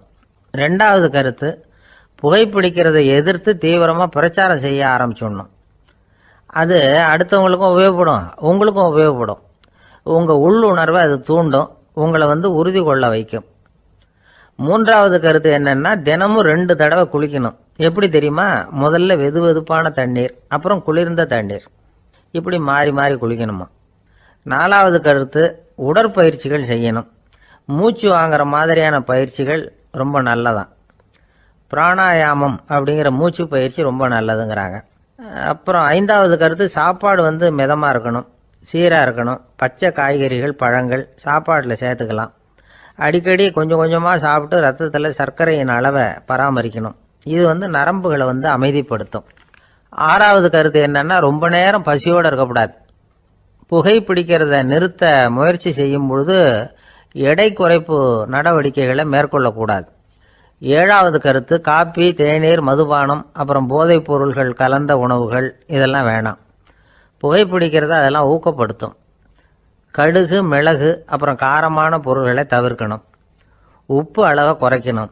தினமும் 10 குவளை தண்ணீராவது குடிக்கணும். வெறும் தண்ணி புகைப்பிடிக்கிற ஆவலை தணிக்குதான். 8வது கருத்து, கையில் சிகரெட்டு, புகையில ஏதாவது இருந்தால் உடனே தூக்கி எறிஞ்சிருங்க. அது கையில் இருக்கிற வரைக்கும் புகைப்பிடிக்கிற ஆசை வந்துக்கிட்டே இருக்கும். 9வது கருத்து என்னன்னா, இறை நம்பிக்கை உள்ளவங்க புகைப்பிடிக்கிற எண்ணம் வர்றப்போவெல்லாம் பிரார்த்தனை செய்ய ஆரம்பிச்சுடலாம். 10வது கருத்து, உங்களுக்கு ரொம்பவும் வேண்டியவங்க யாரோ அவங்ககிட்ட எல்லாம் நீங்கள் புகைப்பிடிக்கிறத நிறுத்தி விட்டதா சொல்லிவிடுங்க. இந்த 10 வழிகளையும் கடைபிடிக்க ஆரம்பிச்சுட்டா புகைப்பிடிக்கும் பழக்கத்தை நிறுத்தி விடலாம் அப்படின்னு சொல்கிறாங்க அனுபவப்பட்டவங்க. முயற்சி பண்ணி பார்க்கலாம். ஒரு முக்கியமான இடத்துல நின்றுக்கிட்டு இருந்தார் ஒருத்தர். அங்கே இன்னொருத்தர், ஏன் சார் இந்த இடத்துல சிகரெட் பிடிக்கலாமா அப்படின்னு அனுமதி கேட்டார். இந்த இடத்துல சிகரெட் பிடிக்கக்கூடாதுங்க அப்படின்னாரு இவர். நீங்கள் இப்படி சொல்கிறீங்க, ஆனால் இந்த இடத்துல கீழே நிறைய சிகரெட் துண்டுகள் கிடக்குதே, அவங்கெல்லாம் யாரு? அவங்கெல்லாம் உங்கள் மாதிரி என்கிட்ட அனுமதி கேட்காதவங்க அப்படின்னாராம் இவர். ஒரு சீன தேசத்து அரசர் இருந்தார். அவருக்கு வயசாயிட்டுது. அவருக்கு அடுத்தபடியாக அவருடைய புள்ள பட்டத்துக்கு வரணும், ஆட்சி பொறுப்பை ஏற்றுக்கணும். ஒரு நல்ல தலைவனுக்கு இருக்க வேண்டிய பண்புகள்லாம் தன்னுடைய மகனுக்கு இருக்கணும்னு விரும்பினார் அந்த அரசர். அதனால் இளவரசனை பக்கத்தில் இருந்த ஒரு குரு கிட்ட அனுப்புனார். இளவரசன் அவர்கிட்ட போய் சேர்ந்தான். அந்த குரு என்ன பண்ணார் தெரியுமா? இவனை பார்த்து சொன்னார், இதை பாருப்பா, நீ என்ன பண்ணுற, இப்போவே பக்கத்தில் இருக்கிற காட்டுக்கு போ, நடு காட்டில் போய் ஒரு இடத்துல உட்காந்துக்கோ. அங்கே என்னென்ன சத்தம்லாம் உன் காதில் விழுதுன்னு கவனிச்சு கேளு. உன் காதில் விழுந்த ஓசைகள் என்னென்னங்கிறத என்கிட்ட சொல்லு, அதுதான் எனக்கு தெரியணும், உனக்கு வேலையும் அதுதான் அப்படின்னு சொல்லி அனுப்பி வச்சுட்டார். இளவரசன் காட்டுக்கு போனான். குரு சொன்னபடியே ஒரு இடத்துல உட்காந்து கவனித்து கேட்டான். அதுக்கப்புறம் குரு கிட்ட திரும்பி வந்தான். என்னென்ன சத்தம்லாம் கேட்ட அப்படின்னு கேட்டார் குரு. குருவே, காட்டில் நான் பறவைகள் சத்தம்லாம் கேட்டேன், மிருகங்களின் ஓசையையும் கேட்டேன், இதை தவிர இடி, மின்னல், மழை இதுகளோட சத்தத்தையும் கேட்டேன் அப்படின்னா. குரு யோசனை பண்ணார், நீ இன்னமும் சரியாக கேட்கல, அதனால் மறுபடியும் காட்டுக்கு போ, கொஞ்ச நாள் தங்கியிருந்து கேட்டுட்டு வா அப்படின்னார். இளவரசனுக்கு ஒன்றும் புரியல. இருந்தாலும் குருவின் கட்டளையாச்சே, மறுக்க முடியுமா? உடனே அவன் மறுபடியும் காட்டுக்கு போனான். ஒரு இடத்துல உட்காந்தான். கொஞ்ச நேரம் உன்னிப்பாக கவனித்து கேட்டான். சில நாள் கழித்து குரு கிட்ட திரும்பி வந்தான். குருவே, இந்த தடவை சில துல்லியமான சத்தங்களை எல்லாம் கேட்டான். தேனீ பறக்கிற சத்தம், நீரோடையின் மெல்லிய ஓசை, இதெல்லாம் கேட்டேன்னா. குரு சிரிச்சார். நீ மறுபடியும் காட்டுக்கு போ, இன்னும் சில நாள் அங்கே இரு, முழுமையாக கவனமாக கேட்டுக்கிட்டு வா அப்படின்னு சொல்லி அனுப்பி வச்சுட்டார். இளவரசனுக்கு குழப்பம் அதிகமாயிட்டுது. ஒன்றுமே புரியல. மறுபடியும் காட்டுக்கு போனான். மௌனமாக ஒரு இடத்துல உட்காந்துட்டான். அப்படியே தியானத்தில் ஆழ்ந்துட்டான். சில நாளில் அவனுக்கு இதுவரை கேட்காத ஓசைகள்லாம் கேட்க ஆரம்பிச்சிட்டுது. இதைத்தான் நான் கேட்கணும்னு என்னுடைய குரு எதிர்பார்த்துருக்கிறாருங்கிறத புரிஞ்சுக்கிட்டான். உடனே குரு கிட்ட ஓடனான். குருவே, இந்த தடவை காதுகளுக்கு கேட்க முடியாத சில ஓசைகளை கூட என்னால் உணர முடிஞ்சுது. பூ மலருகிற ஓசை, சூரியனால் பூமி சூடாகிறப்போ எழுகிற ஓசை, காலை பனித்துளி இந்த புல்லுலாம் குடிக்கிற ஓசை, இது எல்லாம் என்னால் நல்லா கேட்க முடிஞ்சுது அப்படின்னா. குருவுக்கு இப்போதான் திருப்தி ஏற்பட்டுதான். இளவரசனை பார்த்து சொன்னார், இதை பாருப்பா, இப்போதான் நாட்டை ஆளுகிற தகுதி உனக்கு வந்திருக்குது அப்படின்னு சொல்லி அதுக்கு விளக்கமும் கொடுத்தாராம். எந்த அரசன் தன்னுடைய மக்களின் இதயம் பேசுகிற மௌன மொழியை, மௌன வார்த்தைகளை கேட்குறானோ அவன்தான் ஆள தகுதி உள்ளவன். எந்த அரசன் தன்னுடைய மக்களின் உணர்ச்சிகளை உண்மையாக உணர்றானோ அவன்தான் முதன்மையான அரசன். போலி வார்த்தைகளை மட்டும் கேட்டுட்டு பல மௌன ராகங்களை காதில் வாங்கிக்காதவன் அரசனே இல்லை. எந்த நாட்டில் எப்போ ஒரு அரசன் தன்னுடைய மக்களின் உணர்ச்சிகளை கேட்க மறுக்கிறானோ அன்னையிலிருந்தே அந்த நாடு அழிய தொடங்குது அப்படின்னு அர்த்தம். இதுதான் அந்த குரு இளவரசனுக்கு போதிச்சது. வாயால் பேசுறத மட்டும் கேட்டு ஏமாறக்கூடாது, உணர்ச்சிகளையும் கேட்கறதுல தான் மனப்பக்குவம் உண்டாகும். மக்கள் உணர்ச்சிகளை புரிந்து கொள்ளாத அரசர்கள் நீடிச்சிருக்க முடியாது. அது மாதிரி நாடுகளில் அடிக்கடி குழப்பம் தான் உண்டாகும். அப்படி இருந்தால் அடிக்கடி ஆட்சி மாறிக்கிட்டு இருக்கும். அப்படிப்பட்ட ஒரு தேசம், அங்கே ஒரு சிறைச்சாலையில் 3 கைதிகள் பேசிக்கிட்டு இருந்தாங்க. ஒருத்தன் சொன்னான், நான் இந்த நாட்டு ராஜாவை எதிர்த்து பேசிக்கிட்டு இருந்தேன், அதனால் என்னை பிடிச்சி கொண்டாந்து இங்கே போட்டுட்டாங்க அப்படின்னா ஒருத்தன். இன்னொருத்தன் சொன்னான், நான் இந்த நாட்டு ராஜாவை ஆதரித்து பேசிக்கிட்டு இருந்தேன், அதனால் என்னை பிடிச்சி கொண்டாந்து இங்கே தள்ளிவிட்டாங்க அப்படின்னா. அது சரி, நீ என்ன தப்பு பண்ண அப்படின்னு சொல்லி 3வது ஆளை பார்த்து இவங்க கேட்டாங்க. அதுக்கு அந்த ஆள் சொல்கிறான், நான் தான் இந்த நாட்டு ராஜா அப்படின்னானா. திருநெல்வேலி மாவட்டத்தில் கோவில்பட்டிக்கு பக்கத்தில் உள்ள ஊர் கடம்பூர். காமராசர் முதலமைச்சராக இருந்த காலம். கடம்பூரில் ஒரு பள்ளி சீரமைப்பு மாநாடு நடக்குது. அந்த பக்கத்தில் உள்ள பள்ளிக்கூடம்லாம் அதில் கலந்துக்குது. கண்காட்சி வேற, ஊர் பூரா விழா கோலம். மறுநாள் மாநாடு நடக்க போகுது. ஆனால் முதல் நாளே மழை பிடிச்சிக்கிட்டுது. மறுநாளும் அது விடாமல் பேஞ்சிக்கிட்டு இருக்குது. காமராசர் காலையிலேருந்து பல்வேறு நிகழ்ச்சிகளில் கலந்துக்கிட்டு சாயந்தரமாக கடம்பூருக்கு வந்து சேர வேண்டியவர். மழை பேஞ்சிக்கிட்டு இருக்கிறதுனால நிகழ்ச்சி ரத்தாயிடுமோ என்னமோ அப்படின்னு எல்லாரும் சந்தேகப்பட்டுக்கிட்டு இருக்கிறாங்க. அவர் கோவில்பட்டி பயணிகள் விடுதியில் இருக்கிறார். கடம்பூர்லேருந்து சில பேர் போய் அவரை சந்திக்கிறாங்க. மழை பெஞ்சிக்கிட்டு இருக்குதே, என்ன செய்யலாம் அப்படின்னு கேட்குறாங்க. மழை பெஞ்சா நல்லது தானே, அதுக்காக மாநாட்டை எதுக்காக ரத்து செய்யணும்? ஆசிரியர்கள் எவ்வளவு கஷ்டப்பட்டு ஏற்பாடு பண்ண மாநாடு, கட்டாயம் வந்துடுறேன் அப்படின்னாராம் காமராசர். உடனே புறப்பட்டார். மழையை பொருட்படுத்தாத மக்கள் கூட்டம், அது கலையாமல் காத்துக்கிட்டு இருக்கிறாங்க அவ்வளோ பேரும். தலைவர் வந்துட்டார்னு தெரிஞ்சது ஜனங்களுக்கு ஏகப்பட்ட உற்சாகம். ஜனங்கள் அவ்வளவு உற்சாகமாக வரவேற்றாங்க. மாநாடு ஆரம்பமாச்சு. மலர் மாலைகள் மலை மாதிரி குவிய ஆரம்பிச்சுட்டுது. வரிசையாக ஒவ்வொரு கல்வி நிலையம் சார்பாகவும் வரவேற்பு பத்திரம் வாசித்து கொடுக்குறாங்க. என்ன வாசிக்கிறாங்கங்கிறத காமராசர் கூர்ந்து கவனிக்கிறார். ஏகப்பட்ட புகழ் மொழிகள், ரொம்ப பாராட்டி புகழ்ந்து என்னென்னமோ வாசிச்சுக்கிட்டு இருக்கிறாங்க. கொடை வள்ளலே, குணக்குன்றே, மலையே, கடலே, இப்படி தமிழ் மொழியில் பாராட்டுறதுக்கு எத்தனை வார்த்தைகள் உண்டோ அத்தனையும் அதில் சேர்த்துருக்குறாங்க. காமராசர் பொறுமை இழந்துட்டார். போதும் போதும், உங்கள் எல்லாரையும் பார்த்து 2 வார்த்தை பேசிவிட்டு போகிறதுக்காக தான் நான் வந்திருக்கிறேன். எல்லாரும் மழையில் சிரமப்பட்டு நின்றுட்டு இருக்கிறீங்க, இப்படி என்ன புகழ்ந்து படிச்சுக்கிட்டே இருந்தா எப்படி அப்படின்னாராம். அதுக்கப்புறம் பேசி முடிச்சிருக்கிறார்.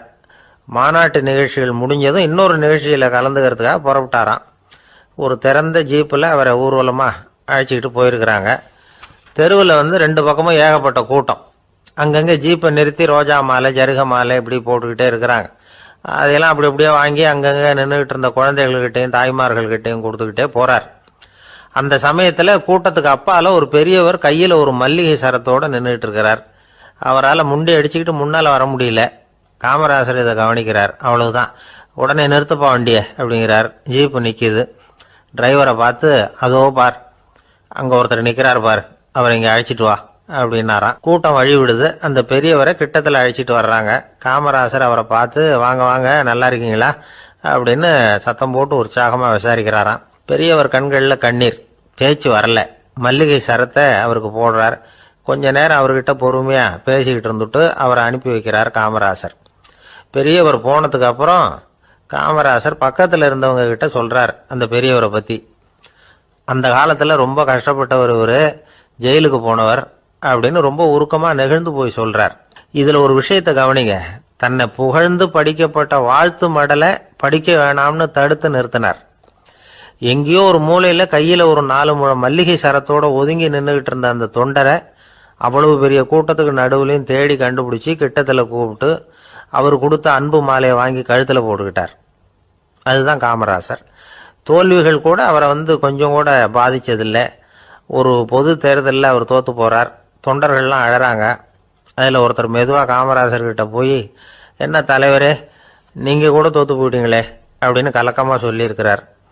அதுக்கு காமராசர், நான் கூட தோற்று போகிறதுக்கு பேர் தான்ப்பா ஜனநாயகம் அப்படின்னாராம். ஒருத்தர் ரொம்ப அவசரமாக வந்தார். சார், மனுஷன் நிம்மதியாக இருக்கிறதுக்கு என்ன வழின்னு கேட்டார். சீக்கிரமாக ஒரு கல்யாணத்தை பண்ணீங்க, எல்லாம் சரியாக போடும் அப்படின்னோம். அவர் ஒரு மாதிரியாக பார்த்தார். ஏற்கனவே எனக்கு கல்யாணம் ஆயிட்டுது சார், அதனால தானே நிம்மதியாக இருக்கிறதுக்கு வழி கேட்குறேன் அப்படின்னார். சரி, இவர் ஒரு மாதிரியான கேஸ் அப்படின்னு நினச்சிக்கிட்டு நம்மகிட்ட இருந்த ஒரு சின்ன புத்தகத்தை அவர்கிட்ட தூக்கி கொடுத்தோம். இதை படிச்சு பாருங்கன்னு. கல்யாணத்துக்கு பிறகும் சந்தோஷமா இருக்கிறதுக்கு என்ன வழி அப்படிங்கிற கேள்விக்கு அந்த புத்தகத்துல விளக்கம் இருந்தது. கணவன் மனைவிக்குள்ள சிக்கல் வராம இருக்கிறதுக்கு அதுல சில வழிகளை சொல்லி கொடுத்துருக்குறாங்க. அதெல்லாம் என்னென்ன அப்படிங்கிறத இப்ப பார்க்கலாமா? குடும்பம்னு இருந்தா கோபம் வரதான் செய்யும். அது வந்துட்டு போகட்டும், பரவாயில்ல. ஆனா அந்த கோபம் ஒரே நேரத்துல 2 பேருக்கும் வந்துடாம பாத்துக்கணும். ஒரு சமயத்துல யாராவது ஒருத்தர் தான் கோபப்படணும், அடுத்தவங்க அமைதியா இருக்கணும். அதுக்கப்புறம் இவர் அமைதியான உடனே அவங்க ஆரம்பிச்சுக்கலாம். கோபமா ஏதாவது சொன்னா உடனே கோபமா பதில் சொல்லக்கூடாது. கொஞ்சம் பொறுத்து கோபம் தீர்ந்த உடனே அந்த பதில சொல்லலாம். அப்போ பதில் கோபமா இருந்தா கூட அது அவ்வளவு பெருசா தெரியாது. அற்ப விஷயத்துக்கெல்லாம் காய்ச்சி மூச்சுன்னு கத்திட்டு இருக்கக்கூடாது. உங்க 2 பேருக்குள்ள ஒரு தர்க்கம் ஆரம்பமாயிட்டுதுன்னு வச்சுக்கோங்க. கடுமையா 2 பேரும் விவாதம் பண்றீங்க. உங்கள ஒருத்தர் இதுல ஜெயிக்கணும்னா அது நீங்களா இருக்க வேணாம், அடுத்தவங்க ஜெயிக்கிறதுக்கு நீங்க துணையா இருங்களேன். அப்படின்னா நீங்க கொஞ்சம் விட்டு கொடுக்கணும், அவ்வளவுதான். ஏதாவது குத்தம் சொல்லணுமா, செஞ்ச தப்ப சுட்டி காட்டணுமா, விமர்சனம் பண்ணணுமா, பண்ணுங்க, வேணான்னு சொல்லல. ஆனா சொன்னதை அப்படி சொல்றத கொஞ்சம் அன்பா இதமா சொல்லுங்க. எப்போ நடந்த தவறுகளை எல்லாம் இப்போ போய் மறுபடியும் ஞாபகப்படுத்திட்டு இருக்க வேண்டாம். நான் அப்பவே சொன்னேன் இந்த புடவை வேணாம்னு, நீங்க தான் கேட்கல, இப்ப பாருங்க கிழிஞ்சு போச்சு இப்படின்னு கத்துனாங்க ஒரு அம்மா. எப்போ சொன்னீங்கன்னு கேட்டா ஒரு 10 வருஷத்துக்கு முன்னாடி தீபாவளி சமயத்துல அப்படிங்கிறாங்க. அது என்ன இன்னும் அப்படியே புதுசாவே இருக்கும்? உங்களுக்கு அவர் தான் பெருசு, அவருக்கு நீங்க தான் பெருசு. அதை விட இந்த உலகத்துல வேற எதுவும் முக்கியம் இல்லைன்னு நினைக்கணும். நீ தான் என்னுடைய உலகம்னு எத்தனை தடவை சொல்லியிருப்பீங்க? அதெல்லாம் வெறும் வசனமா போயிடக்கூடாது. ஏதாவது ஒரு பிரச்சனையை பத்தி கடுமையா விவாதம் பண்ணிட்டு இருக்கீங்க, அதை அப்படியே பாதியில விட்டுட்டு படுக்கைக்கு போயிடக்கூடாது. சொச்சத்தை நாளைக்கு பேசிக்கலாம்னு. அப்படி போனா தூக்கம் வராது. பிரச்சனையை ஒரு முடிவு பண்ணிக்கிட்டு அதுக்கப்புறமா தூங்க போகணும். ஒரு நாள்ல ஒரு தடவையாவது உங்க ஜோடியை பாராட்டி நல்ல விதமா கனிவா ஒரு வார்த்தை சொல்லணும் அப்படின்னு தீர்மானம் பண்ணீங்க. ஏதாவது தப்பு பண்ணிவிட்டீங்கன்னா பரவாயில்ல, அதை ஒத்துக்கிறதுக்கும் மன்னிப்பு கேட்கறதுக்கும் தயாரா இருக்கணும். அது ஒன்றும் கேவலம் கிடையாது. வீட்டுக்குள்ள தானே கேட்க போறீங்க, வெளியில யாருக்கு தெரிய போதும்? எப்படியோ உங்களுக்குள்ள ஒரு சமரசம் ஆனா சரிதான். ஒரு தகராறுன்னு எடுத்துக்கிட்டா குறைஞ்சபட்சம் அதுக்கு 2 பேர் தேவை. தனியாவே உட்காந்துக்கிட்டு நான் இப்ப தகராறு பண்ணிட்டு இருக்கிறேன் அப்படின்னு யாரும் சொல்ல முடியாது. 2 பேர் தகராறு பண்றாங்கன்னா பொதுவா அந்த 2 பேர்ல யாரு அதிகமா பேசுறாங்களோ அவங்க பேர்ல தான் தப்பு இருக்கும். அதை மனசுல வச்சுக்கணும். இதெல்லாம் தான் அந்த புத்தகத்துல போட்டிருக்கிற வழிமுறைகள். இவ்வளவும் சரியா வரலன்னா அப்புறமா சொல்லுங்க, வேற புத்தகம் ஏதாவது இருக்கான்னு தேடுவோம். ஒரு கணவன் தன்னுடைய மனைவியை அழைச்சிட்டு ஒரு மனோதத்துவ டாக்டர் கிட்ட வந்தாரா. டாக்டர், எங்களுக்கு கல்யாணம் ஆகி 30 வருஷ காலமா நாங்க ஒரு விஷயத்துல கூட ஒத்து போனதில்லை அப்படின்னு ஆரம்பிச்சார். உடனே அந்த அம்மா குறுக்கிட்டு, அது 30 வருஷம் இல்ல 32 வருஷம் அப்படின்னாங்களாம். இந்த உலகமே ஒரு நாடக மேடை, நாம எல்லாரும் நடிகர்கள். இது ஞானிகள் சொல்றது. இது ஒரு பக்கம் இருக்கட்டும். இந்த உலகத்துக்குள்ள எத்தனையோ நாடக மேடைகள், எத்தனையோ நடிகர்கள், எத்தனையோ நாடகங்கள், இதெல்லாம் எப்படி ஆரம்பமாச்சு? அதுதான் இன்னைக்கு தகவல். அதாவது ஆதி மனிதன் பேச ஆரம்பிக்கிறதுக்கு முன்னாடி சைகையாலேயே எல்லாத்தையும் சொல்லிட்டு இருந்தான். அதனால அப்பவே நடிப்பு ஆரம்பமாயிட்டது. முதல்ல ஒரு வேட்டையத்தான் அவன் நடிச்சு காட்டியிருப்பான். இவன் எப்படி போனான், எதிரில் மிருகம் எப்படி வந்தது, அதோட எப்படி சண்டை போட்டான், எப்படி அடிச்சு கொண்டுட்டு வந்தான், இதை அப்படியே மற்றவங்களுக்கு நடிச்சு காட்டியிருப்பான். ஏன்னா மொழி கிடையாது. இந்த காலத்துல எல்லாம் நாடகங்கள்ல நடிக்கிறவங்கள நடிகர்கள்ங்கிறோம். ஒரு காலத்துல இவங்களுக்கு என்ன பேரு தெரியுமா? திஸ்பியர்கள் அப்படின்னு பேராம். இதுக்கு காரணம் உண்டு. அதாவது 2000 வருஷத்துக்கு முன்னாடி கிரீஸ் நாட்டுல திசிவியஸ் அப்படின்னு ஒரு ஆள் இருந்தான். அவன் ஒரு பெரிய நாடக கலைஞன். அவன் சில இளைஞர்களை சேர்த்துக்கிட்டான், பயிற்சி கொடுத்தான், நாடக குழுவை உருவாக்கினான். நடிகர்களையும் நாடகத்துக்கு தேவையான பொருள்களையும் ஏற்றிக்கிட்டு போறதுக்கு ஒரு வண்டியையும் தயார் பண்ணான். அந்த வண்டியிலேயே அவன் கிரேக்க நாடு பூராவும் சுத்தினான். ஊர் ஊரா நாடகம் போட்டான். ஒரு ஊருக்கு போனதும் அங்க நாடகம் நடத்த தியேட்டர் இருக்கா அப்படிங்கலாம் பாக்குறது இல்ல அவன். ஏன்னா அப்போலாம் தியேட்டர்னா என்னன்னு தெரியாது. நாடகம்னா அது ஒரு மூடிய கொட்டைக்குள்ளதான் நடத்தணுங்கிறது அப்ப யாருக்குமே தோணல. இந்த வண்டி போகும், அதுவே ஒரு பகுதி அப்படியே ஒரு மேடை மாதிரி விரிச்சுக்கும். அதுல ஏறி நின்றுகிட்டு நாடகத்தை நடிச்சு காட்டுவாங்களாம். மக்கள்லாம் எதிரில் தரையில உட்காந்து அதை பார்த்துக்கிட்டு இருக்கிறது. உலகத்தின் முதல் நடமாடும் தியேட்டர் இதுதானா. இந்த திசிபியஸ் தான் முதலா உலகத்துல நாடகம்ங்கிற பொழுதுபோக்க நடத்தி காட்டினவன் அப்படின்னு சொல்றாங்க. அவன் சொந்தமா நாடகம் எழுதுனா, நடிச்சான், நாடகத்தை இயக்கினான். அதனாலதான் அவனை first man of the theatre அப்படின்னு சொல்லுவாங்க. அவன் தான் நாடக மேடையின் முன்னோடி. கிரேக்கர் காலத்திலேயே நாடக ஆசிரியர்கள், நடிகர்கள், ரசிகர்கள் இவங்கெல்லாம் உருவாயிட்டாங்களாம். நாடகத்தின் சரித்திரத்தில் இந்த 3 பிரிவும் ரொம்ப முக்கியம். அதாவது கிரேக்க தியேட்டர்கள்லாம் திறந்த வெளி மேடைகள் தான். பெரும்பாலும் மலைச்சரிவுகள், அதுவே படிப்படியாக பண்ணியிருப்பாங்க. கீழே அரைவட்ட வடிவில் மேடை, அதுக்கு ஆர்கெஸ்ட்ரான்னு பேர். பிற்காலத்தில் இதில் உட்காந்து இசைக்குழுவினர் வாய்ச்சதுனால இசைக்குழுவுக்கே ஆர்கெஸ்ட்ராங்கிற பேர் வந்துட்டுது. இப்போ கிரேக்க தியேட்டர்களில் ஒன்று, அதோட காலம் கிமு 340. அதை இன்னமும் பாதுகாத்து வச்சிருக்கிறாங்களாம். எபிடாரஸ் அப்படிங்கிற இடத்துல அது இருக்குதான். இன்னமும் அந்த தியேட்டரை பயன்படுத்திட்டு வர்றாங்களாம். சிறந்த கிரேக்க நாடகங்கள்லாம் அங்கே நடிக்கிறாங்களாம். ஆரம்ப காலத்திலேயே கட்டணம் கிடையாது. அப்புறம் பின்னாடி தான் நுழைவு கட்டணம்லாம் அப்படியே வந்துட்டு தான். நடிகர்கள் பளபளப்பான ஆடைகள் உடுத்தி இருப்பாங்களாம். இந்த குதிகால் உயர்ந்த காலணிகள் போட்டிருப்பாங்களாம். இதெல்லாம் பழைய குறிப்புகள். பலவிதமான உருவங்களில் மாஸ்க் அப்படின்னு சொல்லப்படுற முகமூடி. அதனால ஒரே நடிகர் பல வேடங்களில் நடிக்கிறது உண்டான். ஆரம்பத்தில் பெண் நடிகர்கள் கிடையாது, எல்லாம் ஆண் நடிகர்கள் தான். ரோமானியர்கள் தான் முதல் நிரந்தர நாடக மேடையை கட்டினவங்க. அதுதான் முதல் தியேட்டர். கிமு 1048 காலகட்டத்தில் பாம்பிங்கிற நகரத்தில் அதை கட்டியிருக்கிறாங்களாம். கிரேக்க ரோமானிய தியேட்டர்களின் அடிப்படையிலேயே இந்த இத்தாலிய வடிவ அமைப்பாளர்கள் இந்த குதிரை லாட வடிவில் ஒரு ஆடிட்டோரியத்தை உருவாக்கினாங்களாம். இப்படி அதை பற்றி நிறைய தகவல் இருக்குது. 1576 லண்டனில் இந்த வின்ஸ்பர்ரி, அப்புறம் இந்த பில்ட்ஸில், அப்புறம் ஜேம்ஸ் இப்படிங்கிற ஒரு முயற்சியால் தான் இங்கிலாந்தில் முதல் தியேட்டர் உருவாச்சான். அப்படி ஒருத்தர் இருந்தாராம். உலக நாடக மேடையின் வரலாறு இதுதான். அதாவது இப்பெல்லாம் அறிவியல் வளர்ச்சி அதிகமாயிட்டுது. திரைப்படம், தொலைக்காட்சி எல்லாம் வந்தாச்சு. ஒவ்வொரு வீடுமே ஒரு குட்டி தியேட்டர் மாதிரி ஆயிட்டுது. தொலைக்காட்சி முன்னாடி உட்காந்து எழுந்திருக்கவே மனசு வர்றதில்லை. ஒரு அம்மா ஒரு மனோதத்துவ டாக்டரை தேடிட்டு வந்தாங்களாம் இந்த காலத்தில். டாக்டர், எங்கள் வீட்டுக்காரர் எப்போ பார்த்தாலும் டிவி முன்னாடி உட்காந்துக்கிட்டு அதையே வெறிச்சு பார்த்துக்கிட்டு இருக்கிறார், உத்து பார்த்துக்கிட்டு இருக்கார், எனக்கு சந்தேகமாக இருக்குன்னாங்களாம். இது மனக்கோளாறு இல்லைங்க, ஆர்வ கோளாறு, அவ்வளவுதான், இதுக்காக பயப்படாதீங்கன்னாராம் டாக்டர்.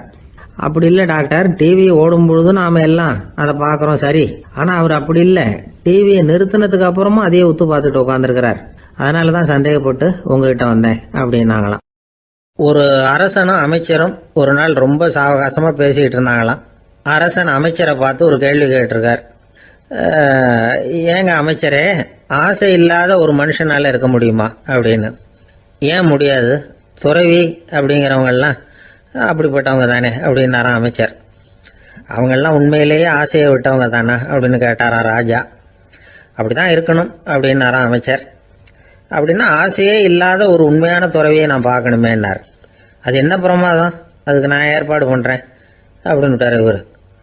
சொல்லிவிட்டு உடனே புறப்பட்டு போனார். அங்கே இங்கே தேடினார். அப்புறம் தான் அவருக்கு புரிஞ்சுது உண்மை துறவியை கண்டுபிடிக்கிறது எவ்வளவு கஷ்டமான காரியம்னு. இருந்தாலும் ராஜா கிட்ட சொல்லியாச்சே உண்மை துறவியை காட்டுறேன்னு. இப்போ என்ன பண்ணுறது, ராஜா கிட்ட சொன்னபடி நடக்கலைன்னா அவருக்கு கோவம் வந்துடும். அமைச்சர் ஒரு யோசனை பண்ணார். அவருக்கு ஒரு வழி தெரிஞ்சுது. அதுதான் சரின்னு முடிவு பண்ணார். அதாவது அந்த ஊரில் அவருக்கு தெரிஞ்ச நாடக நடிகர் ஒருத்தர் இருக்கிறார், நல்லா நடிப்பார். அவரை போய் பார்த்தார். இதை பாருப்பா, எனக்காக நீ ஒரு காரியம் செய்யணும்னார். என்னன்னு கேட்டார் அவர். நீ ஒரு துறவி மாதிரி கொஞ்ச நேரத்துக்கு நடிக்கணும். ராஜா உன்னை பார்த்துட்டு போகிற வரைக்கும் நடி, அது போதும், அதுக்காக உனக்கு 10,000 ரூபா தரேன் அப்படின்னார். அவர் எந்த காலத்தில் இவ்வளவு பணத்தை மொத்தமாக பார்த்துருக்கார். அதனால் உடனே சரின்னு ஒத்துக்கிட்டார். அமைச்சர் அரண்மனைக்கு திரும்பி வந்தார். என்ன அமைச்சரே, இன்னுமா ஒரு உண்மையான துறவி கிடைக்கலன்னார். உண்மையான துறவி ஒருத்தரை இப்போ தான் கொஞ்ச நேரத்துக்கு முன்னாடி பார்த்து பேசிவிட்டு வர்றேன். அவர் நம்ம ஊருக்கு வெளியில் குளத்தங்கரையில் உள்ள ஒரு ஆலமரத்துக்கு அடியில் உட்காந்துருக்கிறார் அப்படின்னார் இவர். அப்படின்னா உடனே புறப்படுங்க அப்படின்னார் ராஜா. பரிவாரங்களோடு புறப்பட்டார்.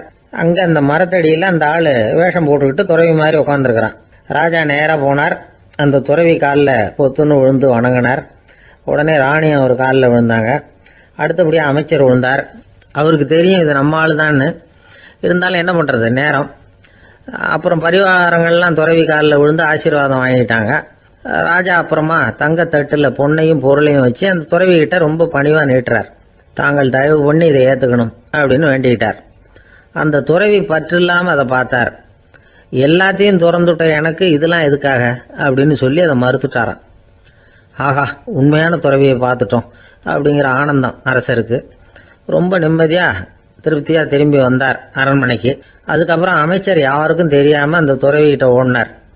சொன்ன பிரகாரம் பணத்தை நீட்டினார். இந்தப்பா, நான் உங்ககிட்ட சொன்னபடி 10,000 ரூபா பணம் எடுத்துக்கோ அப்படின்னார். அந்த ஆள் ராஜா கிட்ட சொன்னது மாதிரியே எல்லாத்தையும் திறந்துட்டோம், எனக்கு இதெல்லாம் எதுக்காக வேணாம் அப்படின்னு விட்டாராம்.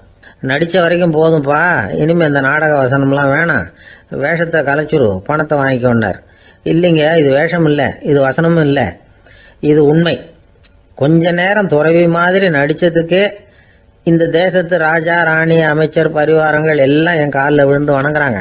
அப்படின்னா உண்மையான துறவியா இருக்கிறது எவ்வளவு பெருமையான விஷயம். நான் உண்மையான துறவியா ஆக போறேன், அப்படி முடிவும் பண்ணிட்டேன் அப்படின்னார் அந்த நடிகர். வேஷம் கூட எப்படிப்பட்ட விளைவுகளை உண்டு பண்ணுது பாத்தீங்களா. நம்மால் ஒருத்தன் ரொம்ப வசதியாக தான் இருந்தான். ஒரு நாள் அவன் சொத்து பூரா திருட்டு போயிட்டுது. அதுக்கப்புறம் இவன் துறவி மாதிரி ஆயிட்டான். ஊர் ஊரா சுத்தினான். ஒரு குருநாதரை தேடி கண்டுபிடிச்சான். அவர்கிட்ட சீடனா சேர்ந்துக்கிட்டான். அவனை பார்த்து ஒருத்தர் கேட்டார், நீ உண்மையான சீடன் தானான்னு. இல்லைங்க, சீடன் மாதிரி நடிச்சுக்கிட்டு இருக்கிறேன் அப்படின்னா. அது குரு துரோகம் இல்லையா அப்படின்னு கேட்டார் அவர்.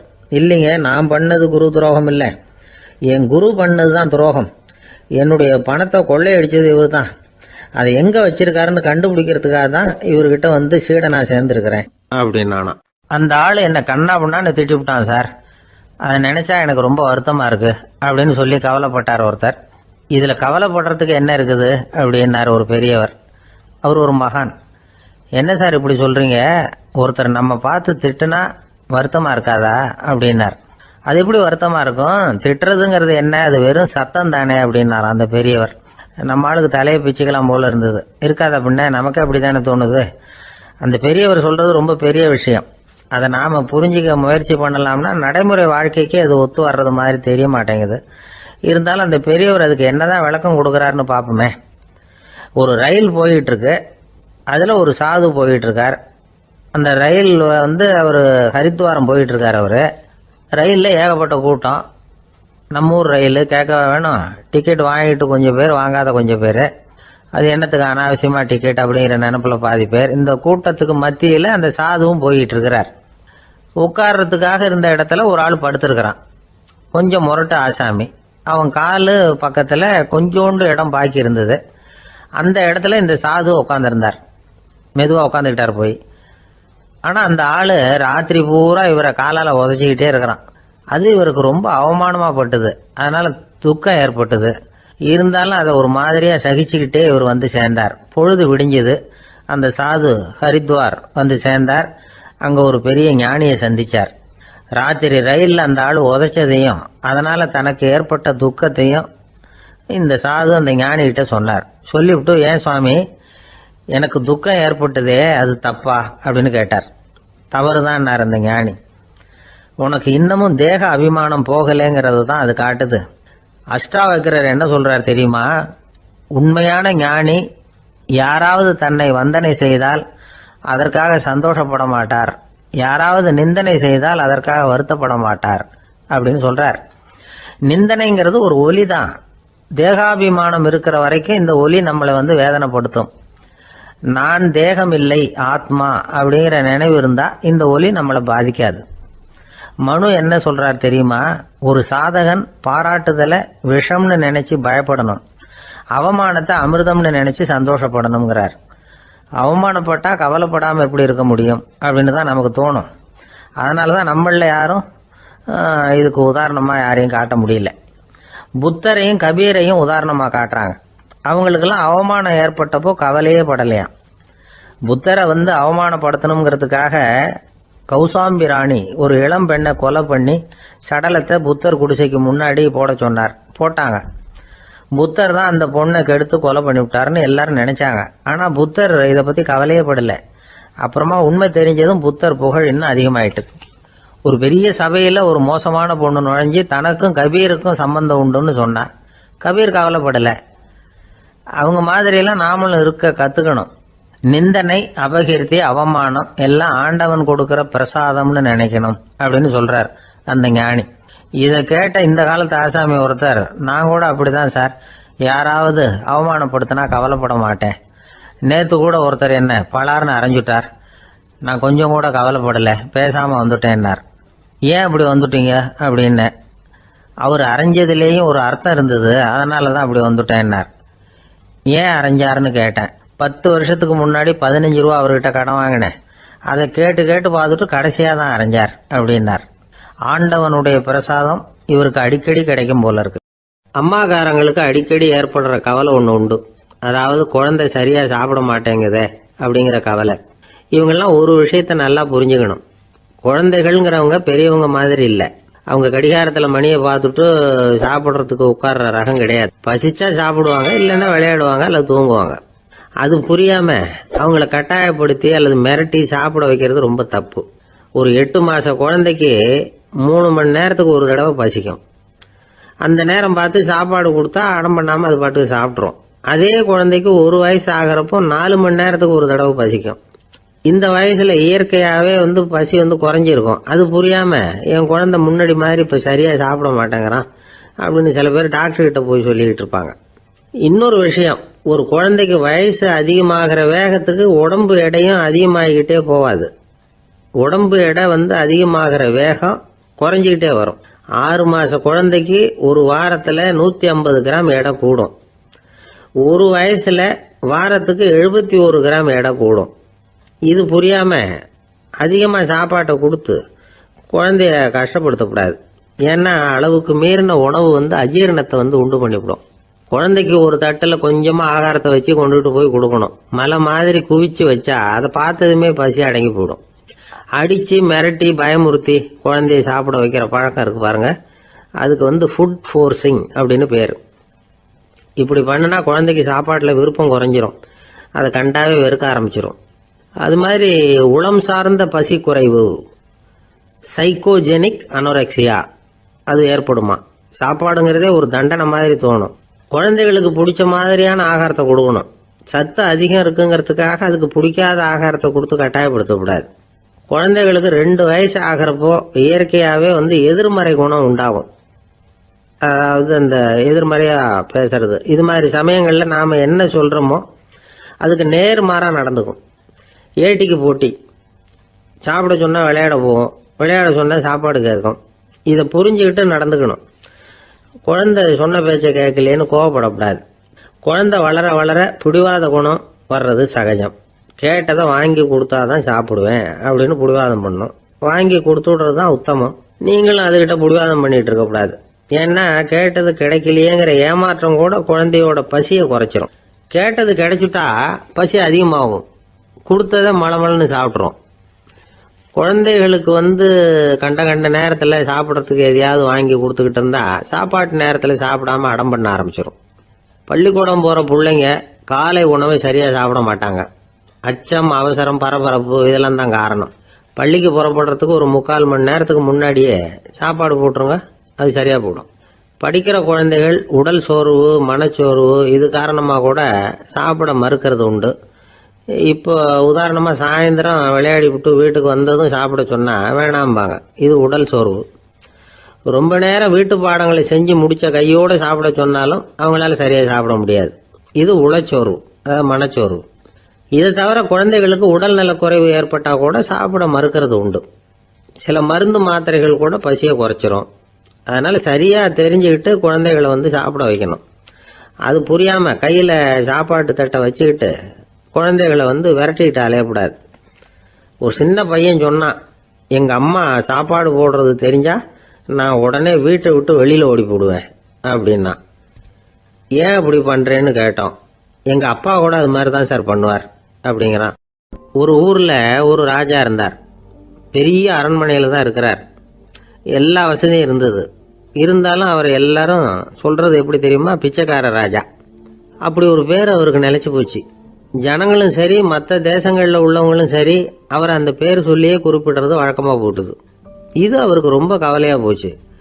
என்ன இது, நம்மளை தேடி வர்றவங்களுக்கெல்லாம் நாம சோறு போடுறோம், நம்ம புகழ்ந்து பாடல் ஏற்றி கொண்டு வர்ற புலவர்களுக்கெல்லாம் அவங்க எப்படி வந்தாலும் ஒருவேளை சோறு போடணுங்கிறது உத்தரவு. இவ்வளவுலாம் செஞ்சும் நம்மளை போய் பிச்சைக்கார ராஜான்னு எல்லாரும் சொல்றாங்களே, அது ஏன், எதுக்காக இப்படி சொல்றாங்க? இதுதான் ராஜாவுக்கு குழப்பம். சரி, இதை பத்தி நம்ம அமைச்சர்கள் கிட்ட கேட்கலாமா அப்படின்னு யோசனை பண்ணார். இந்த விஷயத்த போய் அவங்க கிட்ட எப்படி கேட்கறதுன்னு அவருக்கு தயக்கமா இருந்தது. கௌரவ குறைச்சலா தெரிஞ்சது அவருக்கு. சரி, சாதாரண குடிமக்கள் கிட்ட இதை பத்தி கேட்கலாமா அப்படின்னு யோசனை பண்ணார். கேட்கலாம், ஆனா அவங்க யாரும் ராஜா முன்னாடி வந்து நின்று தைரியமா பேசக்கூடிய அளவுக்கு இல்லை. ராஜாவோட குழப்பம் நாளுக்கு நாள் அதிகமாக போச்சு.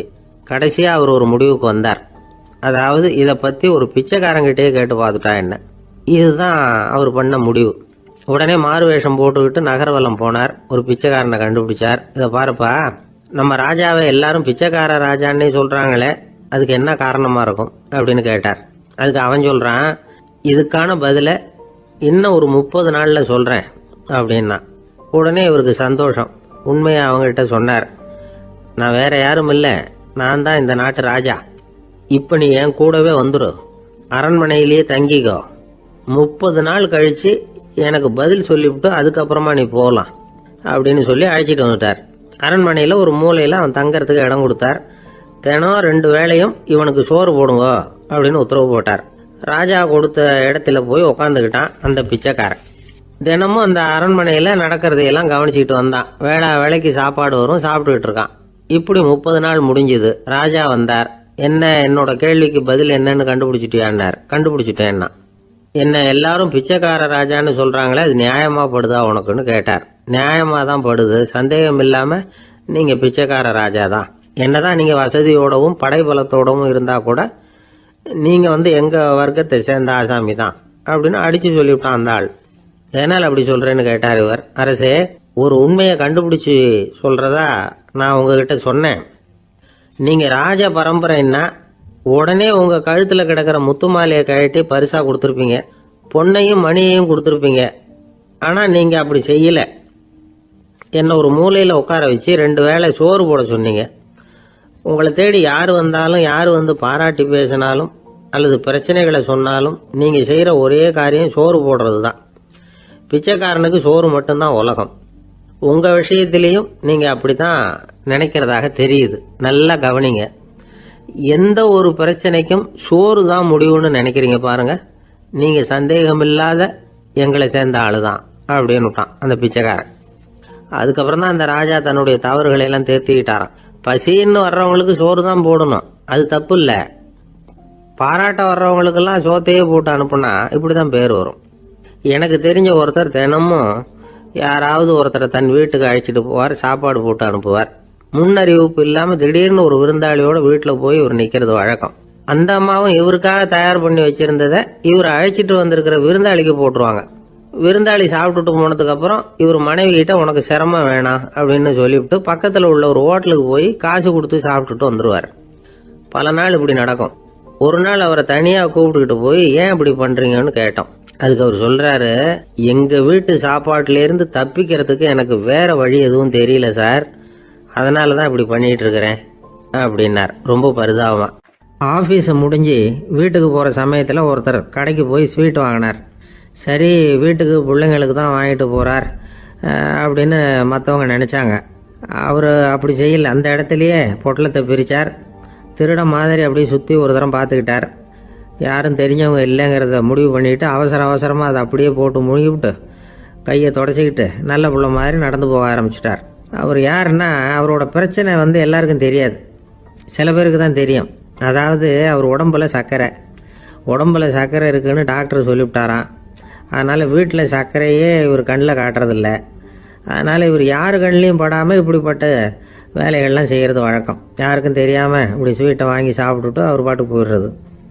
இப்படிப்பட்டவங்களுக்கெல்லாம் கொஞ்சம் ஆறுதலான தகவல் இன்னைக்கு. அது என்னென்னா, நாம் சாப்பிட்ற சர்க்கரைக்கும் நம்ம உடம்புல உள்ள சில கோளாறுகளுக்கும் அப்படி என்ன தான் சம்பந்தம் இருக்குது. இதை பற்றி சமீபத்தில் சில ஆராய்ச்சிகள்லாம் நடந்திருக்குது. ஏன்னா சர்க்கரைன்னாவே விஷம் மாதிரி அதை பார்க்குறவங்களும் சில பேர் உண்டு. சின்ன பிள்ளைங்களுக்கு வயத்தில் பூச்சி உண்டாகிறதுலேருந்து பெரியவங்களுக்கு நீரிழிவு வர்ற வரைக்கும் எல்லாத்துக்கும் சர்க்கரை தான் காரணம்னு சொல்லிகிட்டு இருக்கிறோம். ஆனால் அந்த அளவுக்கு பயப்பட வேண்டிய அவசியம் இல்லை அப்படின்னு சொல்கிறாங்க. சர்க்கரை வியாதி, இருதய நோய், பித்த நீர் பை நோய், இதெல்லாம் சில நோய்கள்லாம் நாம் சாப்பிட்ற சர்க்கரைக்கும் தொடர்பு இருக்குன்னு நினைக்கிறோம். ஆனால் அப்படி சம்பந்தம் உண்டுங்கிறதுக்கு போதுமான அளவுக்கு ஆதாரம் இல்லை அப்படிங்கிறாங்க ஆராய்ச்சியாளர்கள். ஒரே ஒரு சம்பந்தம் தான் உறுதியாக இருக்குதான்.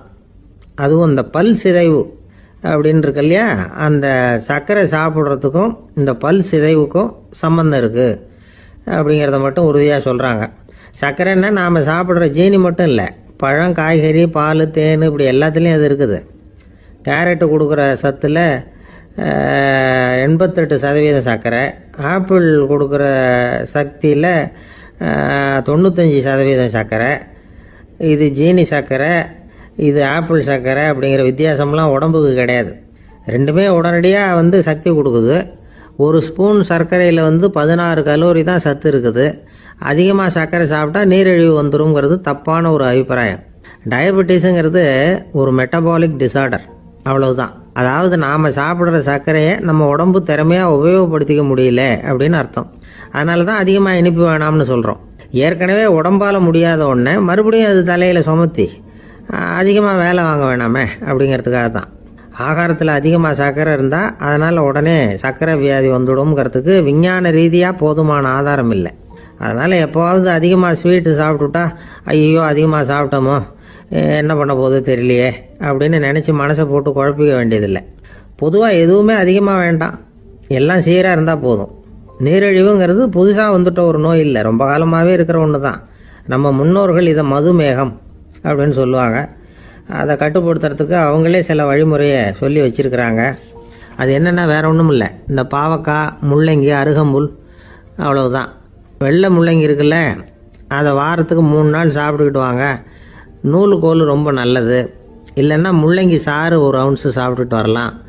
ரத்தத்தில் சேர்கிற சர்க்கரை அளவை இதெல்லாம் கட்டுப்படுத்துது. சிறுநீரில் காணப்படுகிற சர்க்கரை அளவையும் சமநிலைப்படுத்துது.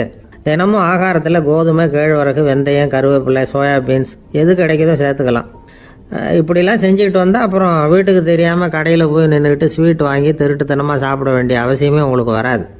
2 ஆசாமிகள் கடற்கரையில் உட்காந்து சாவகாசமாக பேசிக்கிட்டு இருந்தாங்களாம். ஒருத்தர் சொன்னார், இன்னொருத்தருக்கு தெரியாமல் ஸ்வீட்டு சாப்பிட்றதே எப்பவும் இடைஞ்சல் தான் சார். நேற்றுக்கு பாருங்கள் அப்படி தான் சாப்பிட்டுக்கிட்டு இருந்தேன், வீட்டுக்காரி கண்ணில் போட்டுவிட்டுது, அதுக்கப்புறம் ஒரே ரகலையாக போச்சு அப்படின்னாரா. எனக்கு கூட அப்படி தான் சார் ஆகிட்டுது, ஒரே ரகலை அப்படின்னாரா இன்னொருத்தர். நீங்கள் சாப்பிட்டதும் உங்கள் வீட்டுக்காரங்க கண்ணில் போட்டுவிட்டுதா சார் அப்படின்னு கேட்டிருக்காரு இவர். அதுக்கு அவர் சொன்னாராம், அப்படி இல்லை சார், கடைக்காரர் கண்ணில் போட்டுவிட்டுதோ, நான் அவருக்கு தெரியாமல் அந்த ஸ்வீட்டை அவர் கடையிலேருந்து எடுத்திருந்தேன் அப்படின்னு விளக்கம் கொடுத்தாராம் இந்த ஆள். ஒரு மனுஷனுக்கு 3 விதத்தில் கர்வம் உண்டாகிறதுக்கு வாய்ப்பு உண்டு. பணம், பதவி, புகழ். பணம் அதிகமாக வந்தால் கர்வம் வரலாம், பதவி பெருசாக வந்துட்டுதுன்னா கர்வம் வரலாம், புகழ் அதிகமாக போனாலும் கர்வம் வரலாம். இந்த 3 வகையான கர்வத்துக்கும் இடம் கொடுக்காம இருக்கிறாங்க பாருங்கள், அவங்க தான் சிறந்த மனிதர்கள். ஒரு பெரிய பொறுப்பில் இருக்கிறவங்களுக்கு கர்வம் வந்துடக்கூடாது. அப்படி வந்துட்டுதுன்னா அது எல்லாருக்கும் இடைஞ்சல். ஒரு ராஜா இருந்தார். அவர் ஒரு நாள் தன்னுடைய தலைநகரத்தை சுற்றி வந்துக்கிட்டு இருந்தார். ஒரு இடத்துல ஒரு அழகான நிலத்தை பார்த்தார்.